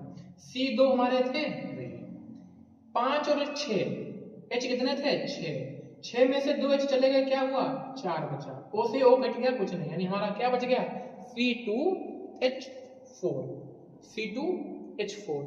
ठीक है, क्या हमारा बन गया यहाँ पर C2H4। क्लियर है बिल्कुल। हमारा जो यौगिक प्राप्त हुआ, क्या प्राप्त हुआ बच्चे, C2H4 हमारा जो यौगिक था वो हमको प्राप्त हो गया। ठीक है, अब हम इसको एक तरह से और गर्म करेंगे। हमने अब किसे क्या किया, अब किसे एथिल अल्कोहल के 2 कण लिए, C2H5OH प्लस C2H5OH। अब यहाँ पे क्यों हमने लिया, इसको भी आपको अच्छे से समझाएंगे। H2SO4 की उपस्थिति है, लेकिन चेंज हमने क्या किया, आपकी से इसका टेम्परेचर थोड़ा सा कम रखा और 130 डिग्री से 140 डिग्री के बीच में हमने इसका टेम्परेचर रखा। तो ध्यान से देखिएगा अब इसमें क्या परिवर्तन आता है। तो देखिए बच्चे, पानी तो अब भी छोड़ेगा, ठीक है। अब देखो हुआ क्या, अब इन दोनों में से आपको H2O को निकालना है। देखिए OH तो ये था ही, ये क्या निकल गया आपका H2O, हमने वहां पे निकाल दिया। अब देखिए बचा क्या, C2H5O C2H5 C2H5O C2H5, ये बच्चे हमारा बन गया डाई एथिल ईथर। क्या बन गया हमारा, डाई एथिल ईथर। चीजें क्लियर है ना बिल्कुल। अब देखिए ये हुआ क्यों, हम इसको यहाँ पर ये ना लिख के यहाँ पर 2 लिख देते और तब भी काम हो जाता, लेकिन आपको चीजें समझ में नहीं आती। अब ध्यान से देखिएगा, जब टेम्परेचर 160 से 170 डिग्री सेल्सियस के बीच में था, तो ना यहाँ पर हाइड्रोजन का H बचा ना ऑक्सीजन का O बचा, पूरा का पूरा जितना भी आपका पानी था सबका सब निकल गया। लेकिन जब हमने टेम्परेचर थोड़ा सा कम रखा तो 2 अणुओं के बीच का पानी तो निकल गया, लेकिन ऑक्सीजन पूरी तरह से नहीं निकल पाया और C2H5OH के 2 कण आपस में क्रिया करके डायएथिल ईथर बना लिए। ये थी आपकी जो है, इस तरह से आपका ये वर्क करता है निर्जलीकरण क्रिया में। ठीक है, जब हमने आपको हर एक चीज को बहुत अच्छे से एक्सप्लेन किया है, तो 2 चीजों को क्यों जोड़ना, उसको भी कर लेते हैं। ये आपके हैं 1 डिग्री अल्कोहल, ये कौन सा अल्कोहल है बच्चे, 1 डिग्री अल्कोहल। एग्जाम में जब एग्जामिनर को आपसे मस्ती करनी होती है तो वो कह देता है कि क्या होता है जब 2 डिग्री अल्कोहल का निर्जलीकरण करते हैं या 3 डिग्री अल्कोहल का निर्जलीकरण करते हैं और इसी में आपके हाथ पैर फूलने लगते हैं। तो इन पर भी हम थोड़ा चर्चा कर लेते हैं। तो अब हम आगे बढ़ते हैं कि 2 डिग्री अल्कोहल, 2 डिग्री अल्कोहल और इसका करते हैं निर्जलीकरण, निर्जलीकरण। ये बहुत ही, देखिए आपको पता ही नहीं चला कितनी टफ रिएक्शन आप ये कर रहे हो। हम आसान रिएक्शन से लेके चले और टफेस्ट रिएक्शन से आप बनाने लगे हो। अब 2 डिग्री अल्कोहल कोई भी लिख लीजिए, आपने लिखा CH3 CH2 को ये जोड़ दिया, 4 हाथ पूरे करने होते हैं, 1 2 3 4, यहाँ पर CH रहेगा बच्चे, यहाँ पर हमने कर दिया CH2, यहाँ पर हमने कर दिया CH3। सपोज हमने ये यौगिक लिया, ठीक है, ओके। अब इसका हम कर रहे हैं निर्जलीकरण, H2SO4 की उपस्थिति में इसको हम क्या करेंगे, गर्म करेंगे। टेम्परेचर डजंट मैटर, और रहेगा भी रहेगा तो आपका 60 से 70 के बीच में रहेगा, ठीक है। ये 2 डिग्री अल्कोहल क्यों है, क्योंकि OH समूह ऐसे कार्बन से जुड़ा है जो कार्बन 2 कार्बनों से जुड़ा है। देखिए ये नहीं जोड़ना है, अभी इसके पीछे कितनी लंबी श्रृंखला चली जाए उससे मतलब नहीं हमें, ये कार्बन 2 कार्बनों की श्रृंखला से जुड़ा है। अब देखिए क्या होता है खेल, हमको पता है कि निर्जलीकरण का मतलब होता है H2O का निकलना। ये OH तो यहां पर निकलने के लिए तैयार बैठा है, अब इसको चाहिए H, ध्यान से समझना, इसको क्या चाहिए H। तो कंफ्यूजन आपको ये रहेगी कि यहां से तो H लेने जाएगा नहीं, इतनी दूर है, या तो ये यहां से H उठाएगा या तो ये यहां से H उठाएगा। क्लियर है, तो उसको हम बाद में बहस करते हैं, पहले यहां पर लिख देते हैं कि माइनस का H2O, यानी ये हमारा निकल जाएगा। देखिए बड़ी बड़ी रिएक्शन में जो हमारा साइड उत्पाद होता है वो हम यहीं पे प्रदर्शित कर देते हैं कि हमारा जो H2O था वो यहीं पर हमारा निकल गया। आप चाहो तो इसको प्लस H2O यहाँ पे लिख सकते हो। अब देखिएगा, आपने कहा सर हो सकता है इसने H यहाँ से ले लिया हो, तो यहाँ पर हो सकता है सर CH2 हो गया हो, फिर यहाँ पर जब H निकाल लिया होगा सर तो डबल बॉन्ड लगा होगा, ठीक है, फिर हमारा CH हुआ होगा, फिर हमारा CH2, फिर हमारा CH3। आपने कहा सर हो सकता है हमारा ये चीज हुआ हो, ठीक है, इसको नीचे लिख लेते हैं, इसको हम क्या लिख देते हैं, नीचे लिख लेते हैं। फिर हम इसके दूसरी चीज पे चर्चा करेंगे। आपने कहा सर या तो हमारा जब यहाँ से निकला होगा तो कुछ इस तरह से हमारा जो होगा वो प्रोडक्ट बन के आया होगा कि यहाँ से 3 थे, एक H निकल गया, H2 बचा। लेकिन किसी दूसरे बच्चे ने कहा नहीं सर, हो सकता है इसने यहाँ से लिया हो, यहाँ तो एक ही है, हो सकता सर जी इसने यहाँ से लिया, क्योंकि मरे को क्या मारना, एक ही इसके पास, इन्हीं दो से निपट लो। आपने कहा सर हो सकता है यहाँ पर इसने क्या किया हो, CH3 ऐसे रहा हो, CH ऐसे रहा हो, यहाँ से इसने H निकाला हो और इसके पास 2H बचे हो। ये आपने 2 उत्पाद बना दिए। अब इसमें से मैक्सिमम तो एक ही बनेगा। आपको बता दें कि दोनों उत्पाद बनते हैं, ये बनता है ज्यादा मात्रा में लगभग 80%, ये बनता है कम मात्रा में लगभग 20%, क्योंकि ये मार्कोनी के नियम को सेटिस्फाई करता है। क्यों? मार्कोनी ने यह भी कहा था कि देखिए ये सममित है ना, जो इसके डबल बॉन्ड के इधर है वही डबल बॉन्ड के इधर है, तो जो सममित है यानी टिकाऊ चीज है वो ज्यादा बनेगी और ये अस्थायी चीज कम बनेगी। यानी जब इसको H चाहिए होगा वो यहाँ से ले लेगा, इधर भी CH3 रहेगा, इधर भी CH3 रहेगा, तो इसको डिस्टर्ब नहीं करना है। जहां से हमने शुरुआत की वहीं पे हमने एंडिंग की और डुअल बॉन्ड हमारा बीचों बीच में आ जाएगा, तो हमारा ये प्रोडक्ट ज्यादा मात्रा में प्राप्त होता है। इसको आप लिख लीजिएगा। अब हम 3 डिग्री अल्कोहल की बात करें, 3 डिग्री अल्कोहल का हम निर्जलीकरण कर रहे हैं। ओके, हम 3 डिग्री अल्कोहल का निर्जलीकरण कर रहे हैं। 3 डिग्री अल्कोहल सबसे सीधा होता है, लेकिन डरते बच्चे बहुत हैं। भाई क्या मतलब है, कार्बन के चारों हाथ पे हमने क्या लगा दिया, CH3, CH3, CH3 इधर लगा दिया OH, यानी OH समूह हमारे ऐसे कार्बन से जुड़ा है जो 3 कार्बनों से जुड़ा है। हमने इसमें H2SO4 लिखा, इसको हमने गर्म कर दिया और यहाँ पर क्या निकला, हमारा जल निकला। अब देखिए OH तो यहाँ पर निकलने के लिए भाई साहब बैठे ही हैं, OH सर जी तो यहाँ पर निकलने के लिए तो बैठे ही हैं, इसको H चाहिए है, तो देखिए तीनों जगह 3-3 है, तो कहीं से भी निकाल दो, आपकी इच्छा, जहां से मन करे। सपोज हमने यहाँ से निकाल दिया, जहां से आपकी इच्छा करे वहां से आप वहां से जल निकाल दो। तुमने क्या लिखा है यहाँ पे, CH3 C, ऊपर CH3, नीचे से जब H निकला तो डुअल बॉन्ड आ गया और प्लस में क्या कर दिया, H2। देखिए चाहे आप यहाँ लिख दो तो यहाँ नहीं लिखोगे, अगर वहां लिखा है तो आप यहाँ नहीं लिखोगे। देखिए कितनी आसान चीजें हैं और इसको आपको बिल्कुल भी इससे घबराना नहीं है।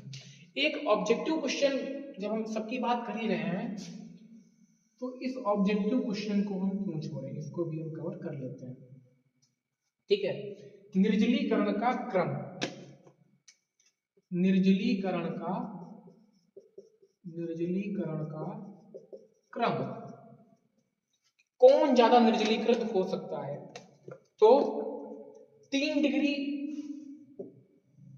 एल्कोहल सबसे ज्यादा, फिर 2 डिग्री अल्कोहल, फिर 1 डिग्री अल्कोहल। 3 2 1 से याद रख सकते हो आप, 3 डिग्री सबसे ज्यादा, फिर 2 डिग्री, फिर 1 डिग्री। ये आपका ऑब्जेक्टिव क्वेश्चन भी यहां से बन जाता है। अब आपका जो एल्कोहल है वो पूरी तरह से समाप्त होता है। इसके अगर हम भौतिक गुण और रासायनिक गुणों की बात करते हैं तो उपयोग की बात करते हैं, रासायनिक गुण आपके हो गए, तो उपयोग में देखिए अल्कोहल का उपयोग किसमें किसमें करते हो, आपको पता है कि खांसी की ऐसी कोई भी सिरप नहीं जिसमें अल्कोहल ना होता है, तो औषधियों के निर्माण में अल्कोहल का उपयोग किसमें होता है बच्चों, औषधियों के निर्माण में होता है।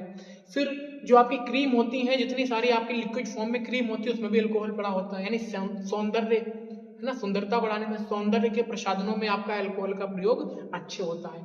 फिर आपने ये भी पढ़ा होगा कि कुछ पदार्थ होते हैं जो जल में नहीं घुलते लेकिन कार्बनिक विलायकों में घुल जाते हैं, तो आपका अल्कोहल जो है वो अच्छा विलायक के रूप में भी काम करता है। विषैला नहीं होता है, विष नहीं होता है। देखिए नशा होता है अल्कोहल लेकिन विष नहीं होता, जान नहीं लेता किसी की, है ना। तो अल्कोहल क्या है, विषैला नहीं होता, उदासीन होता है, कोई दिक्कत नहीं, अच्छा विलायक होता है, औषधियों के निर्माण में यूज होता है, सौंदर्य के प्रसाधनों में इसका यूज होता है। भौतिक गुण की बात करें तो भौतिक गुण में ज्यादा कुछ नहीं होता है आपका, इसके जो ईथर से इसका क्वथनांक कम होता है। ये पूरी तरह से क्या है, विद्युत का कुचालक है, इसमें करंट नहीं दौड़ता है। पानी में आप करंट के तार छोड़ दो तो करंट पानी में फैल जाता है, लेकिन अल्कोहल विद्युत का कुचालक होता है। ये बेसिक चीजें थी अल्कोहल के बारे में जो हमने पूरी तरह से कवर कर ली हैं। अब हम बात करेंगे फिनॉल की और उसके बाद हम ईथर की बात हम करेंगे। इस वीडियो में आपको हमारा यही टारगेट है कि पूरी की पूरी आपकी जो चैप्टर है उसको कवर करेंगे। डाउन मत होइए, अगर आपका मन नहीं हो रहा है तो आप चाय वगैरह ले लीजिए, खाते खाते पढ़िए, लेकिन आज के वीडियो के बाद आपको इस चैप्टर में कुछ भी पढ़ना नहीं पड़ेगा। ओके। सो आगे फिनॉल पे आते हैं। तो फिनॉल की बाकी सभी रिएक्शंस तो आपकी वही सब है कि PCl3 से क्रिया होगी, धातु के साथ क्रिया होगी, है ना, हाइड्रोजन गैस निकली थी, सभी क्रिया आपकी वैसे ही हैं। कुछ क्रिया है चेंज है, जैसे एक ही क्रिया विलियम संश्लेषण विधि, इसे ईथरीकरण भी कहते हैं। क्या होता है इसको अच्छे से समझते हैं। देखिए सबसे पहले आपने क्या लिया, फिनॉल लिया बच्चा, C6H5OH, आपने क्या लिया बेटा, फिनॉल लिया। अब फिनॉल क्रिया करेगा NaOH से, किससे क्रिया करेगा, NaOH से। तो आपको पता है कि OH यहाँ पहले से ही है ना, केवल इसको एक H चाहिए, या ऐसे आप कर लीजिए, थोड़ा और अच्छे से समझते हैं। OH यहाँ ये पहले से था, इसको H चाहिए था, तो इसने क्या बना लिया, H2O। और क्या बना आपका, C6H5ONA, इसको बोलते हैं सोडियम फिनॉक्साइड। अब यही सोडियम फिनॉक्साइड आपका दौड़ के यहाँ आया और इसने क्रिया कर ली आपके, किसी से भी कर दीजिए आप, एल्किल ब्रोमाइड से करा दी हमने, CH3Br से। तो आपका यहाँ पे क्या बन के आ गया बेटा, NaBr। यहाँ क्या बन रहा है, C6H5OCH3, C6H5OCH3, यानी ये हमारा बन गया बेटा ईथर, है ना, O के दोनों तरफ कार्बन, और इसलिए इसको बोलते हैं ईथरीकरण। तो इसको विलियम संश्लेषण विधि के नाम से हम जानते हैं। ठीक है, होप आपको ये रिएक्शन समझ में आई होगी। अगली रिएक्शन की अगर हम बात करें तो बहुत ही सुंदर रिएक्शन है, और ऐसे पूछ लेता है कि फिनॉल से बेंजीन प्राप्त करो, फिनॉल से बेंजीन प्राप्त करो। ठीक है, तो फिनॉल से बेंजीन प्राप्त करो, या दूसरा इसका क्वेश्चन हो सकता है फिनॉल की जिंक से क्रिया, किससे क्रिया बेटा, जिंक धातु से क्रिया करेंगे तो हमारा बेंजीन प्राप्त होता है। कैसे देखते हैं, फिनॉल को हम पढ़ते हैं C6H5OH, C6H5OH, इसकी क्रिया हमने बच्चे जिंक से करा दी, हमें कुछ भी एक्स्ट्रा की चीज की जरूरत नहीं है, ZnO बन जाता है, और ये H यहाँ पे आके जुड़ जाता है, हमारा बन गया C6H6, और इसी को हम कहते हैं बेटा बेंजीन। ठीक है, इसको आप ऐसे भी लिख सकते हो, हमने फिनॉल को ऐसे लिख लिया, ये आपको पता होगा ना बेंजीन कैसे बनाते हैं। इसकी क्रिया जब हमने जिंक से करा दी तो हमारा यहाँ पर क्या बन गया, ये बेंजीन, और इसके साथ में मुक्त क्या हो गया, ZnO, इसी को हम बोलते हैं बेंजीन। चाहे आप इसको ऐसे लिख लीजिए या आप इसको इस तरह से लिख लीजिए, एक ही बात है। क्लियर है, बिल्कुल क्लियर है सर। तो ये दो रिएक्शंस हैं जो आपकी महत्वपूर्ण थी, हमने आपको इनको बता दिया। अभी हम 4-5 रिएक्शंस और देखेंगे इसमें, फिर इसके हम उपयोग और भौतिक गुणों को भी अच्छे से पढ़ेंगे। आप जिस तरह की रिएक्शन पढ़ने जा रहे हो वो है बेंजीन वाले के साथ क्रिया वाली। फॉर एग्जाम्पल में हम देखते हैं, जैसे इसने पूछ लिया सल्फोनीकरण, अगर इसने पूछ लिया सल्फोनीकरण, ठीक, तो देखते हैं क्या है। हमने बच्चे यहां पर हमने लिया फिनॉल, ठीक है, ये हमारा बेटा क्या है, फिनॉल। जब हम सल्फोनीकरण कर रहे हैं ना, तो इसकी हम क्रिया करेंगे H2SO4 के साथ। H2SO4 के साथ हमने क्या कर दी, इसकी क्रिया कर दी। अब आप जरा ध्यान से देखना एक चीज को कि हमारा यहां पर क्या बनेगा। OH को चाहिए H, क्या बनाने के लिए, जल बनाने के लिए, ठीक है। OH को क्या चाहिए, H, क्या बनाने के लिए, जल बनाने के लिए, ठीक है। लेकिन फिनॉल आपका कहीं नहीं होगा, इसमें से हमने जल निकाल दिया, इसमें से हमने क्या निकाल दिया, जल निकाल दिया, तो 2 H निकल गए, ठीक है। S हमारा रहा और O3 रहा, क्लियर है। और आपको ये चीज पता है कि फिनॉल के सभी चेहरों पर क्या होता है, H होता है, और जब यहीं पर H से OH प्रतिस्थापित होता है तो हमारा फिनॉल बनता है। मतलब अगर यहाँ पर भी हम बेटा देखो ध्यान से समझो, यहाँ पर भी H लिख लें तो हमारा यही है बेंजीन, और जब इसी H को OH प्रतिस्थापित कर देता है तो फिनॉल बनता है। क्लियर है बिल्कुल यहाँ पर। अब देखिए यहाँ पर आपकी 2 चीजें बनेगी। आपने ऐसी रिएक्शंस में आपको बस यही करना है कि आपको 2 बेंजीन की रिंग बना लेनी है, अगली रिएक्शन आप बेटा खुद से लिख लोगे, इतना विश्वास मानिए। हमने यहाँ पर भी क्या कर दिया OH और यहाँ पर भी क्या कर दिया OH। गोला थोड़ा अच्छा सा बना दें, ठीक है। अब देखिए बेंजीन रिंग में 3 चीज होती हैं, इनको बोलते हैं आर्थो, इनको बोलते हैं मेटा और इनको बोलते हैं पैरा। ऐसा समझिए कि कंधों में जोड़ों में जब दर्द होता है उसके लिए आर्थो नामक कोई तेल आता है, तो कंधों को बोल दीजिए आर्थो, इसके ये क्या है कंधे हैं तो आर्थो, ठीक है। नीचे आपके पैर होते हैं तो उसको बोल दिया हमने पैरा, और बीच में क्या हुआ बेटा, बीच में हुआ बेटा मेटा, ठीक है। तो एक बार इसके आर्थो पे लगा दीजिए SO3, एक बार इसके पैरा पे लगा दीजिए। देखिए यहाँ पर तो H पहले से है और SO3 यहाँ पे बचा, तो यहाँ पर लग जाता है SO3H, और एक बार हमने यहाँ पर लगा दिया SO3H।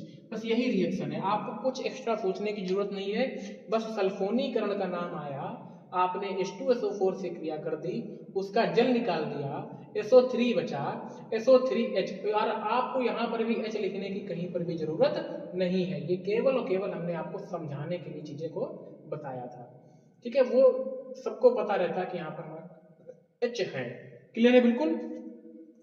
अब हमने कहा था दूसरी रिएक्शन आप अपने आप बनाओगे, तो बिल्कुल बनाओगे। हमने कहा यहाँ पर आपके से आप करिए नाइट्रीकरण, हमने कहा नाइट्रीकरण करिए आप, ठीक है। और नाइट्रीकरण में हम क्रिया करेंगे HNO3 से, किससे करेंगे बेटा HNO3 से। आपने आप बनाइए, चलिए जल निकालिए, देखिए क्या बनता है, कितने तेज हैं आप। किससे हमने क्रिया कर दी HNO3 से, नाइट्रिक अम्ल के साथ क्रिया कर दी तो हमारा नाइट्रीकरण होगा, ठीक है। अब देखिए यहां से हमें क्या निकालना है H2O, ठीक है। हमने 2 रिंग बना ली, बिना किसी से पूछे बताए, हमें किसी से कोई पूछना ही नहीं, यहाँ पे OH लिख दिया, यहाँ पर OH लिख दिया, हमको पता है कि मेटा पे आएगा यहाँ पे आएगा। अब देखिए हमको यहाँ से निकालना है H2O, यहाँ से देखिएगा खूब अच्छे से, H निकला, यहाँ पर 2 H है, मतलब हमने यहाँ से एक उधार ले लिया, यहाँ से जो H था हमने उधार ले लिया, ठीक है, मतलब यहाँ का भी H गायब हो गया। यहाँ पे N हुआ, O को निकला 2 आया, यहाँ पर जो NO2H होना था ना, वो H तो यहाँ निकल गया, तो केवल और केवल NO2 हमने यहाँ लगा दिया और NO2 हमने यहाँ पे लगा दिया, बस यही आपकी चीजें हैं, ठीक है। बस यही आपके प्रोजेक्ट हैं, बस इसके नाम क्या है, यहाँ पे आर्थो लिख दीजिएगा, यहाँ पर पैरा लिख दीजिएगा, यहाँ पे O, यहाँ पे P, और यहाँ पे कुछ भी हमने यहाँ पर एक्स्ट्रा हमने चीजों को नहीं किया है, बहुत ही बेसिक सी चीज है, ओके। अब बढ़ते हैं आगे। अब जो रिएक्शन आती है, अंतिम आपकी रिएक्शन है फिनॉल की, और इंपॉर्टेंट है, नाम है इसका फिनल फ्रिडल क्राफ्ट अपक्रिया। तो पूरा का पूरा इस पे हम लिख देते हैं, क्या कहती है ये कहती है कि निर्जल AlCl3 की उपस्थिति में, निर्जल AlCl3 की उपस्थिति में हेलो एल्केन जो आपका है, यानी एल्किल हैलाइड बोलते हैं हम, एल्किल हैलाइड या हेलो एल्केन आप बोल दो, एल्किल हैलाइड फिनॉल के साथ क्रिया करके, फिनॉल के साथ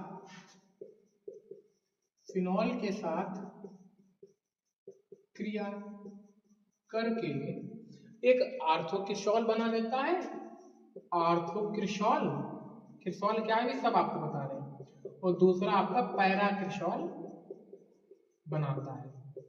ये आर्थो पैरा बस जो हमने आपको लास्ट टाइम बताया था ना कि O पे लगा दो, P पे लगा दो, आर्थो पे पैरा पे, वही चीज है। अब देखते हैं रिएक्शन क्या कहती है, रिएक्शन मेरी रिएक्शन कहता है कि हमने भैया क्या लिया फिनॉल, आपने कहा ओके सर जी, हमने क्या ले लिया फिनॉल। अब ये फिनॉल है, ये एल्किल हैलाइड यानी हमारा CH3Cl, ये फिनॉल जो है इसने एल्किल हैलाइड के साथ क्या कर लिया, क्रिया कर लिया। कब क्रिया की, जब इसके साथ निर्जल AlCl3 है, ठीक है। अब देखिए ध्यान से, हमने 2 जगह पे क्या बना लिया, इसमें अक्सर ये जो है नाभिक की जो वली की क्रिया है ये अक्सर 2 पार्ट में डिवाइड हो जाती है, ठीक है, ओके। एंड सेकेंड टर्म में हमने क्या कर लिया, ये कर लिया, तो यहाँ पर भी OH, यहाँ पर भी OH, हमको पता है सर जी, एक बार हम आर्थो पे CH3 लगा देंगे, एक बार हम पैरा पे CH3 लगा देंगे, इसको हमने बोला आर्थोक्रिशॉल, इसको हमने बोला पैराक्रिशॉल। बस दैट्स इट, खत्म। इसमें कुछ हमको एक्स्ट्रा ऑर्डिनरी करने या सोचने की जरूरत है ही नहीं। बस यही चीज आप समझ लें और आपका जो है कॉन्सेप्ट आपका काफी हद तक क्लियर हो जाता है। ओके, दिस अब क्लियर है, ठीक है बच्चों। तो ये आपका क्या हुआ, फिनॉल। अब हम ईथर पे चलते हैं और ईथर पे चलने से पहले थोड़ा इसके उपयोग की बात कर लेते हैं। तो बच्चे फिनॉल का उपयोग हम नीली स्याही के, जो आपकी स्याही होती है उस स्याही के संरक्षण में करते हैं कि स्याही हमारी कहीं खराब ना हो जाए। और फिनॉल का उपयोग आपको पता है जीवाणुनाशी, कवकनाशी, यानी आपके घर में जो आपकी सुबह सुबह मम्मी या दीदी या घर में जो भी है आप खुद पोछा लगाते हो ना, तो उसमें फिनॉल का यूज कर लेते हो जिससे कि इसमें जो जीवाणु हैं कवक हैं वो सब नष्ट हो जाए। और फिनॉल का उपयोग सबसे बड़ी चीज है बैकेलाइट बनाने में भी होता है। बेकेलाइट मतलब जो आपके बिजली के उपकरण होते हैं उसको बनाने में काम होता है, जिसमें आपकी आग वगैरह नहीं लगती है। और फिनॉल का अम्ल पिकरी कमल बनाने में भी किया जाता है और विस्फोटक पदार्थ जो है उसको भी बनाने में हम फिनॉल का उपयोग कर लेते हैं, ठीक है। ओके, ये हमारा था फिनॉल। अब हम आते हैं ईथर पे, ठीक है बेटा। अब हम आते हैं ईथर पे। ईथर के बारे में जो बेसिक कॉन्सेप्ट है वो हम आपको बता चुके हैं कि ईथर का जो फार्मूला होता है वो होता है ROR। तो ईथर के अगर प्रकारों की बात कर लें तो दो प्रकार के ईथर होते हैं, एक होता है सम्मित, एक होता है असम्मित। दोनों तरफ अगर एक चीज है तो सम्मित है, अगर एक तरफ कुछ और है एक तरफ कुछ और है तो आपका असम्मित ईथर हो जाता है। जैसे इधर मैंने लिखा CH3 और इधर भी हमने लिख दिया CH3 तो ये सम्मित है। इधर हमने लिख दिया C2H5, उधर हमने लिख दिया CH3, तो यही आपका क्या हो गया, असम्मित हो गया। तो इस पर हम ज्यादा टाइम लेके अपना टाइम वेस्ट नहीं करेंगे, ठीक है। अब दो प्रकार के ईथर और आते हैं, एक होते हैं एलिफेटिक, एक कैसे ईथर होते हैं बच्चे, एलिफेटिक, और दूसरे होते हैं एरोमेटिक। तो जब आपको हेलो एल्केन एरो एल्केन पढ़ाया था उसमें हमने चीजों को एक्सप्लेन किया था।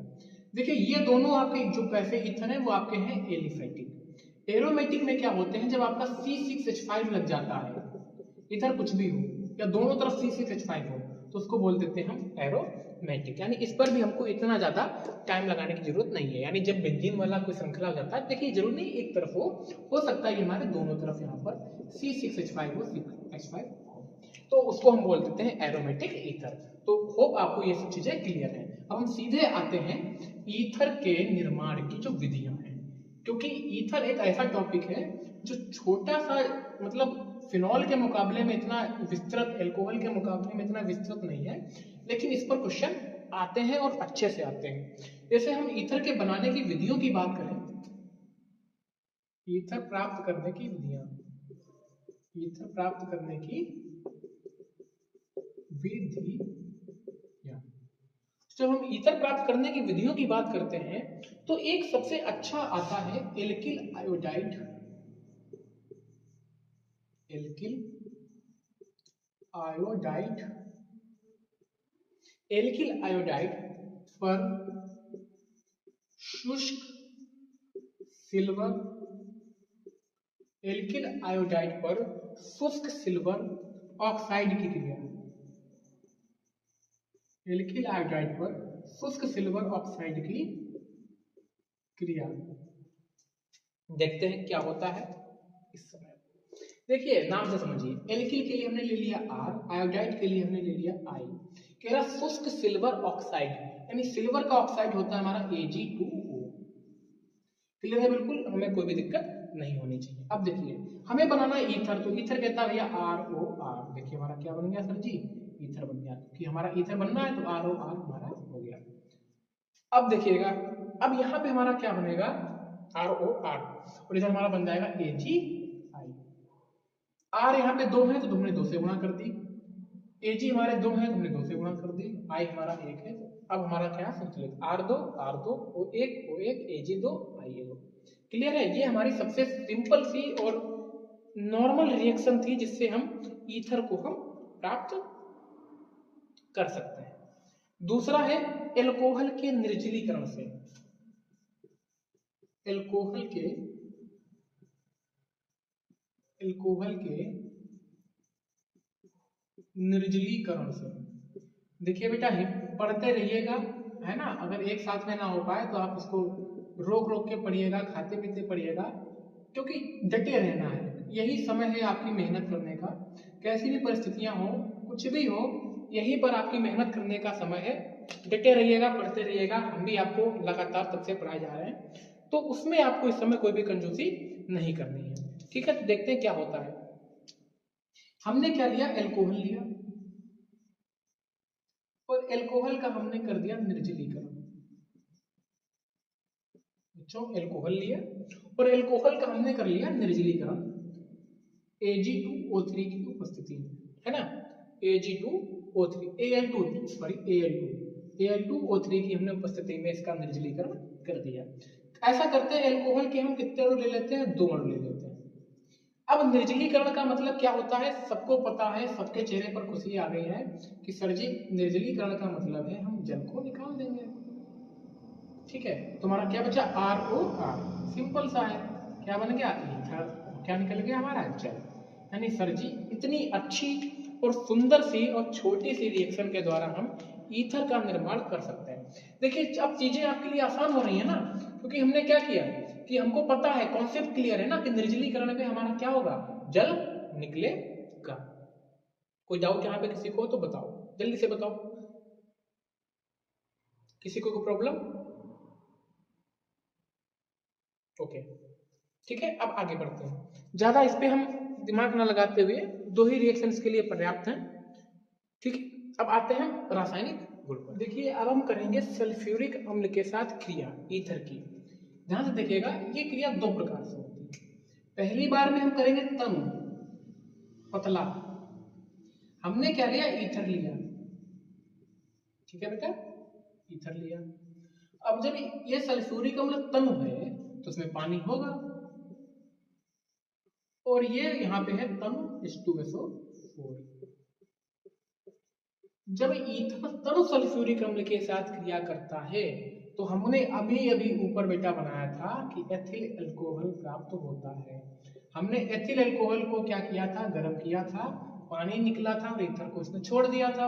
अब सेम उल्टा रिएक्शन आपकी हो गई कि ईथर में हमने तन सल्फ्यूरिक अम्ल से क्रिया कर दी तो हमारा अल्कोहल प्राप्त हो गया। सेम अपोजिट रिएक्शन आपकी है, बस इधर का उधर हो गया, उधर का इधर हो गया। लेकिन एक चीज, अब की से हमने क्या किया, ईथर हमारा मतलब हमारा सांद्र है H2SO4, बहुत गाढ़ा है। जब C2H5 O C2H5 जब गाढ़ा है तो ये खुद क्रिया करने आ जाएगा सांद्र SO4 के साथ। जब ये क्रिया करता है और हम इसको गर्म करते हैं तो देखो क्या होता है, हाइड्रोजन गैस निकल जाती है और हमारा बनता है C2H5HSO4, और हाइड्रोजन गैस यहाँ से आपकी फुस्स से निकल जाती है।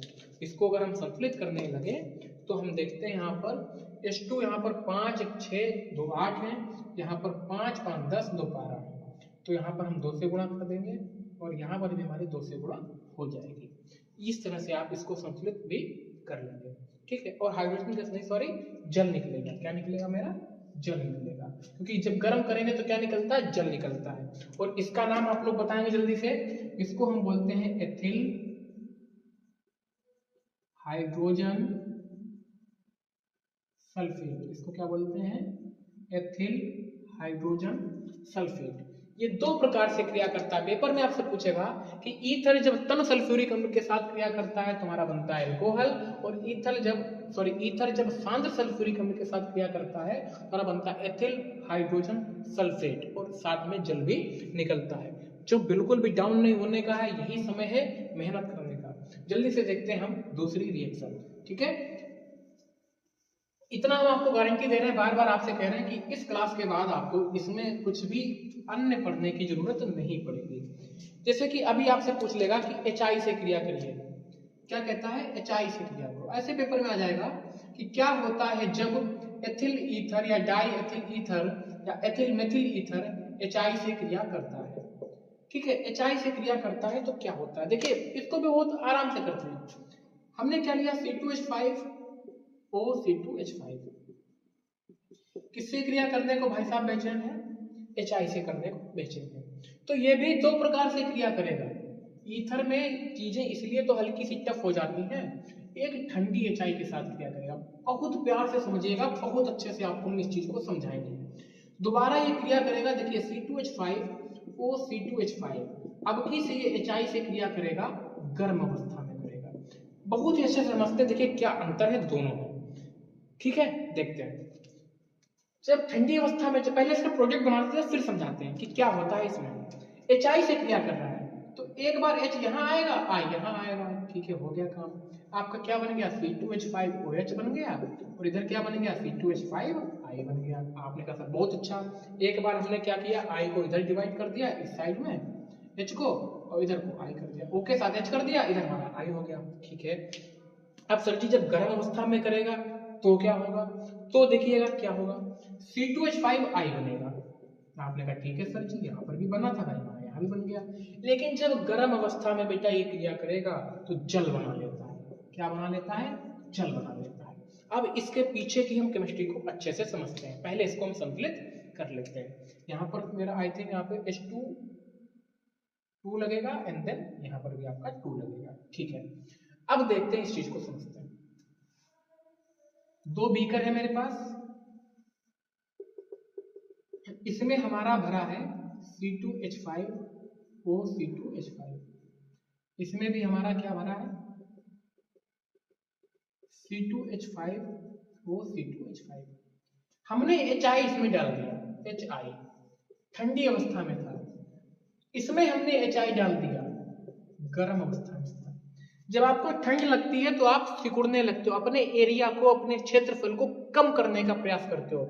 जानवर लोग भी आपने देखा होगा ठंडियों में छोटा सा गड्ढा खोद के उसमें गोल गोल अवस्था में आके एरिया न्यूनतम करते। जब एरिया न्यूनतम करते तो हमको ठंड कम लगती है, समझ गए? तो HI ठंडा था तो वो अपने एरिया को न्यूनतम करते हुए आया, यानी H और I बराबर बराबर मात्रा में बट गए। लेकिन जब HI गर्म अवस्था में था तो उत्पाद करते हुए आया, है ना, खूब एकदम से फैल फैल के आया है। तो हाइड्रोजन ने क्या किया, देखिएगा ध्यान से, आई आपका शांत, दोनों C2H5 मिले I के साथ क्रिया करिए। हाइड्रोजन कहा कि हम उत्तेजना की अवस्था में, गर्म अवस्था में है, हमें थोड़ा हल्का सा जोश है, तो हम क्या करेंगे, हमको अब इस ऑक्सीजन के साथ हम क्रिया करेंगे। मतलब आप चीजों को समझिए, जब ये ठंडी अवस्था में था तो ये ऑक्सीजन को छुड़ा के नहीं ले जा पाया, ऐसे नॉर्मल क्रिया करके एल्कोहल बना लिया। लेकिन जब गर्म अवस्था में था तो इसके बीचों बीच में से ऑक्सीजन को उठा के ले गया और अलग से जल बना लिया। चलो यस सर जी, अब हमको पूरी तरह से बहुत अच्छे से ये रिएक्शन समझ में आई है। अब बाकी बच्चों इसमें आपकी PCl3 से क्रिया होगी, PCl5 से क्रिया होगी, SOCl2 से भी क्रिया कर दो। हम आपको अनेकों बार करा चुके हैं, तो इस पर हम दोबारा बार बार ये क्रिया नहीं कराएंगे। कि देखिएगा अभी आप लोग इसको बताएंगे, देखिए देखते हैं अभी PCl5 से क्रिया करते हैं। देखिए C2H5O C2H5 PCl5 से क्रिया करेगा। अब आपको सबको बच्चों को पता है मेरे कि हमारा सर जी POCl3 PCl5 में बनता ही बनता है। अब POCl3 P निकल गया, O निकल गया, Cl3 निकल गया, दो Cl बचे, दो C2H5 बचे। सर यहाँ पर हम C2H5Cl2 बना देंगे। देखिए इसलिए हम इन सब चीजों को अभी हम नहीं बताएंगे, क्योंकि वीडियो बहुत ज्यादा लंबी हो गई है। हम उसी चीज को पढ़ेंगे जो हमको पढ़ना है। देखिए क्या था इसमें, कुछ नहीं था, हमको पता मेन प्रोजेक्ट हमारा POCl3 बनता ही बनता है। दो Cl बचे, दो C2H5 बचे, तो दोनों के साथ में 2C2H5Cl को दिया। देखिए आपकी ये भी रिएक्शन हो गई PCl5 से क्रिया, है ना। चीजों को हम आपके कह रहे हैं ना कि आपका बेफालतू में टाइम यहाँ पर बिल्कुल भी बर्बाद हम तो यहाँ पे नहीं होने देंगे। अब आपकी दो रिएक्शन बची हैं, उन दोनों को भी देख लेते हैं और आपका ये टॉपिक पूरा का पूरा चैप्टर जो है वो खत्म हो जाएगा। वी गो फॉर अपचयन, यानी हम बात करेंगे रिडक्शन की।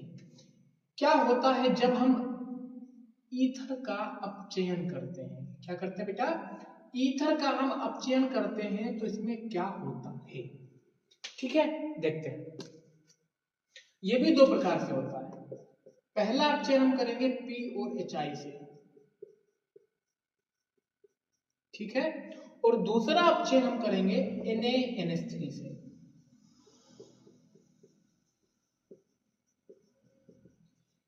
ठीक है, तो देखते हैं क्या डिफरेंस आता है। देखिएगा, हमने C2H5O, ये हमारा क्या है, ईथर है। और इस ईथर का मैंने क्या किया बच्चे, अपचयन किया P और HI की उपस्थिति में। यहां पे फिर से मैंने लिया C2H5O, अधिकतर हम डायथिल ईथर का यूज करते हैं, और इसका भी मैंने अपचयन किया, लेकिन अब किससे किया हमने, NaNH3 के साथ। बहुत ध्यान से देखिएगा, इसमें जो आपका प्रोडक्ट बनता है बेटा, वो इसमें प्रोडक्ट आपका बनता है एथेन, समझाएंगे अभी। लेकिन जब आप इसमें क्रिया करने जाओगे तो आपके दो चीजें बनेगी, एथेन भी बनेगा और एथिल एल्कोहल भी बनेगा,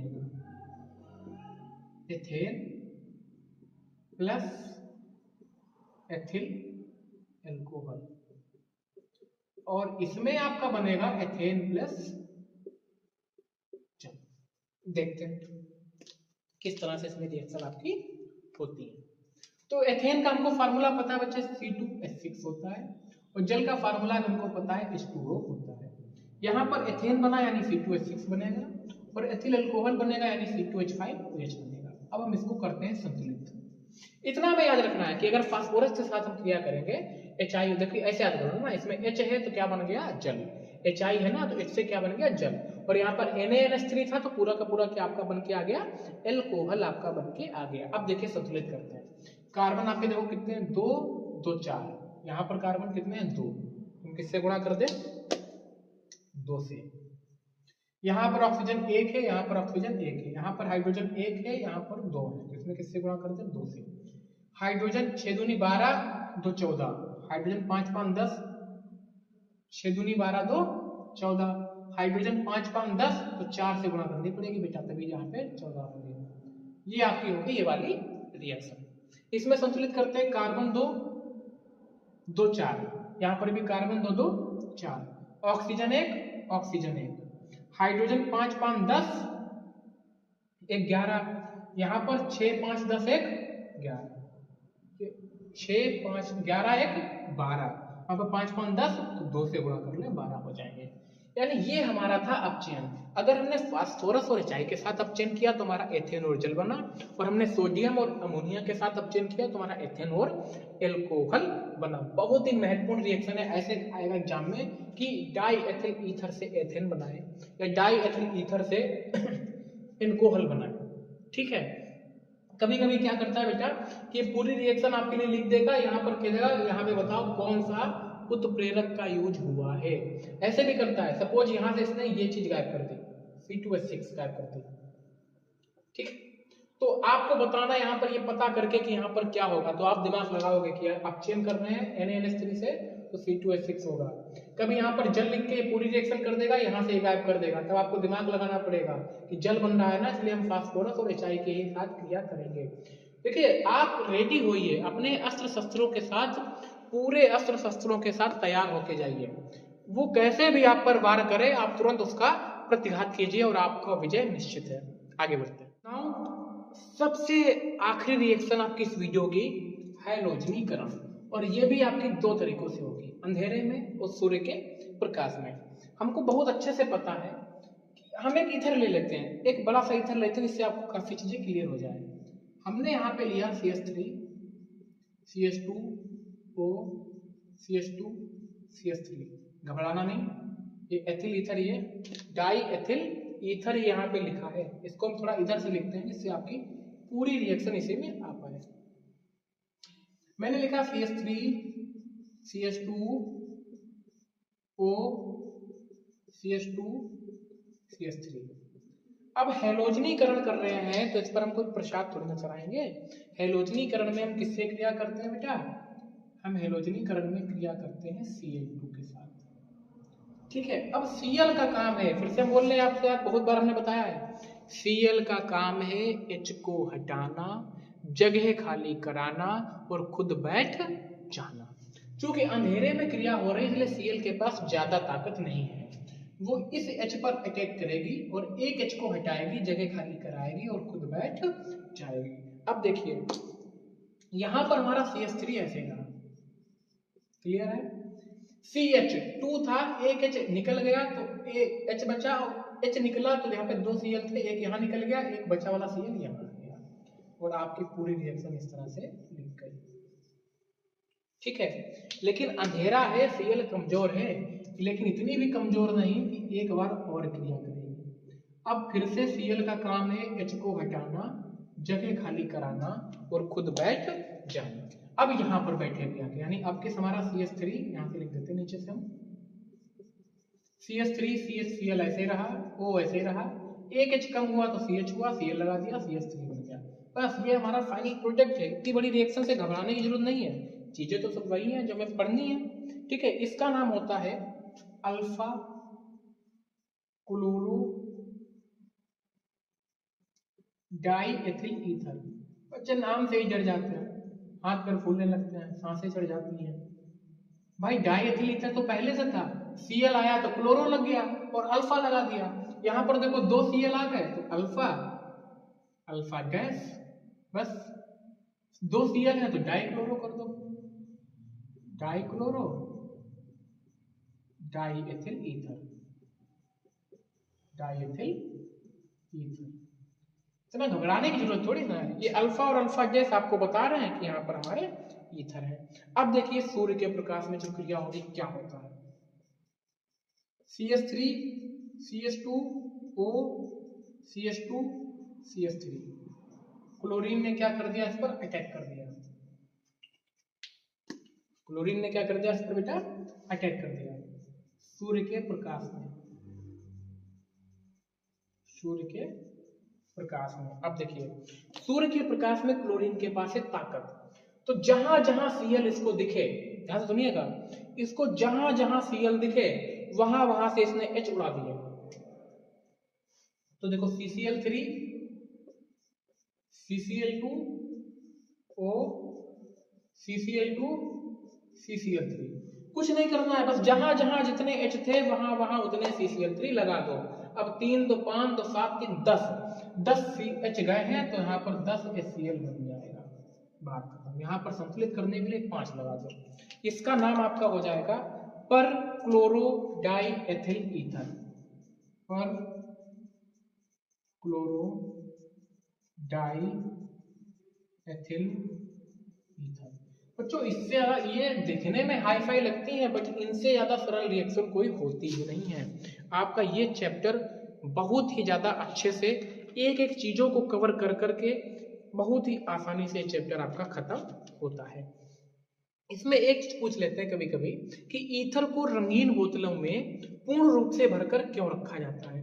तो ईथर क्या होता है, भापशील होता है, जल्दी से भाप बन जाता है, और अगर इसको सूर्य का प्रकाश मिल गया तो ये क्या करता है कि तुरंत शीघ्रता से क्या करता है, सूर्य के प्रकाश में तो क्रिया करके ये Cl में चेंज हो जाएगा। इसलिए हम ईथर को रंगीन बोतल में रखते हैं कि सूर्य का प्रकाश ना जाए, और पूरी तरह से भरकर रखते हैं कि ऑक्सीजन ना पहुंचे, तो ये भाप बन के उड़ जाएगा। इसलिए हम ईथर को रंगीन बोतल में भर के रखते हैं। ठीक है, ओके। ईथर के भौतिक गुण की बात करें तो ईथर जल में बहुत अल्प विलय है। ठीक है, ईथर का क्वथनांक इसके एल्कोहल के क्वथनांक से कम होता है, ये सब चीजें हैं। और ईथर में अगर आपने सांस ले ली तो आप बेहोश हो जाओगे, है ना, जहरीला होता है थोड़ा सा, और ये भाप बन जाता है और ये ज्वलनशील है। ईथर के उपयोग की बात करें तो ये विलायकों के रूप में बहुत अच्छे से काम आता है। विलायकों के रूप में ईथर का यूज हम बहुत ही ज्यादा विस्तार से करते हैं। मतलब आपकी कोई चीज अगर जल में नहीं घुल रही है तो हम उसको कार्बनिक विलायकों में घुलते हैं, और कार्बनिक विलायक हमारा क्या है, ईथर है। ये धुआं रहित चूने का निर्माण कर देता है, यानी चूने का निर्माण करेगा, कोई भी धुआं का उत्पन्न नहीं करेगा। ग्रिग्नाइट अभिकर्मक है, इसके सबके युग में कर लेगा, है ना। कार्बन धातुओं के विलायकों के रूप में कर चुका, आपको बता ही चुके हैं। वसा तेल के विलायकों के रूप में कर लेगा, ये सब चीजें आप याद रखिएगा। ठीक है, गुड। तो बस इस टॉपिक में अगर कुछ छूट गया है तो आप कमेंट कर दीजिएगा, हम उसको पूरा करा देंगे। ऐसे ही ढेर सारी वीडियो के लिए बने रहिए सॉल्यूशन बाय सौरभ के साथ। आपका प्यार हमारा साथ, आपका प्यार ही जो है वो हमारे लिए एक मोटिवेशन का काम करता है कि आप सबके लिए बहुत अच्छे से चीज़ों को करनी है, और हम पूरी तरह से कोशिश कर रहे हैं उस पर खड़े उतरने की। काफ़ी लाइव क्लासेस भी गई हैं, आप सबने उसको बहुत सारा प्यार दिया है, आपको रिकॉर्डेड क्लास मिल जाएगी जल्दी ही। और बने रहिए सोल्यूशन बाय सौरभ के साथ, ऐसे ढेर सारा प्यार देते रहिए। Thank you very much, lots of love. मिलते हैं जल्दी ही नए वीडियो में। और हाँ, अगर आपको किसी भी वीडियो में किसी भी टॉपिक पर कोई भी प्रॉब्लम है तो आप कमेंट सेक्शन में कमेंट कर दीजिए, टॉपिक का नाम बताइए, क्लास का नाम बताइए, कुछ भी आप पूछ सकते हैं। अगली वीडियो उस पर आपको आएगी और आपको इन्फॉर्म कर दिया जाएगा। Thank you very much, bye bye.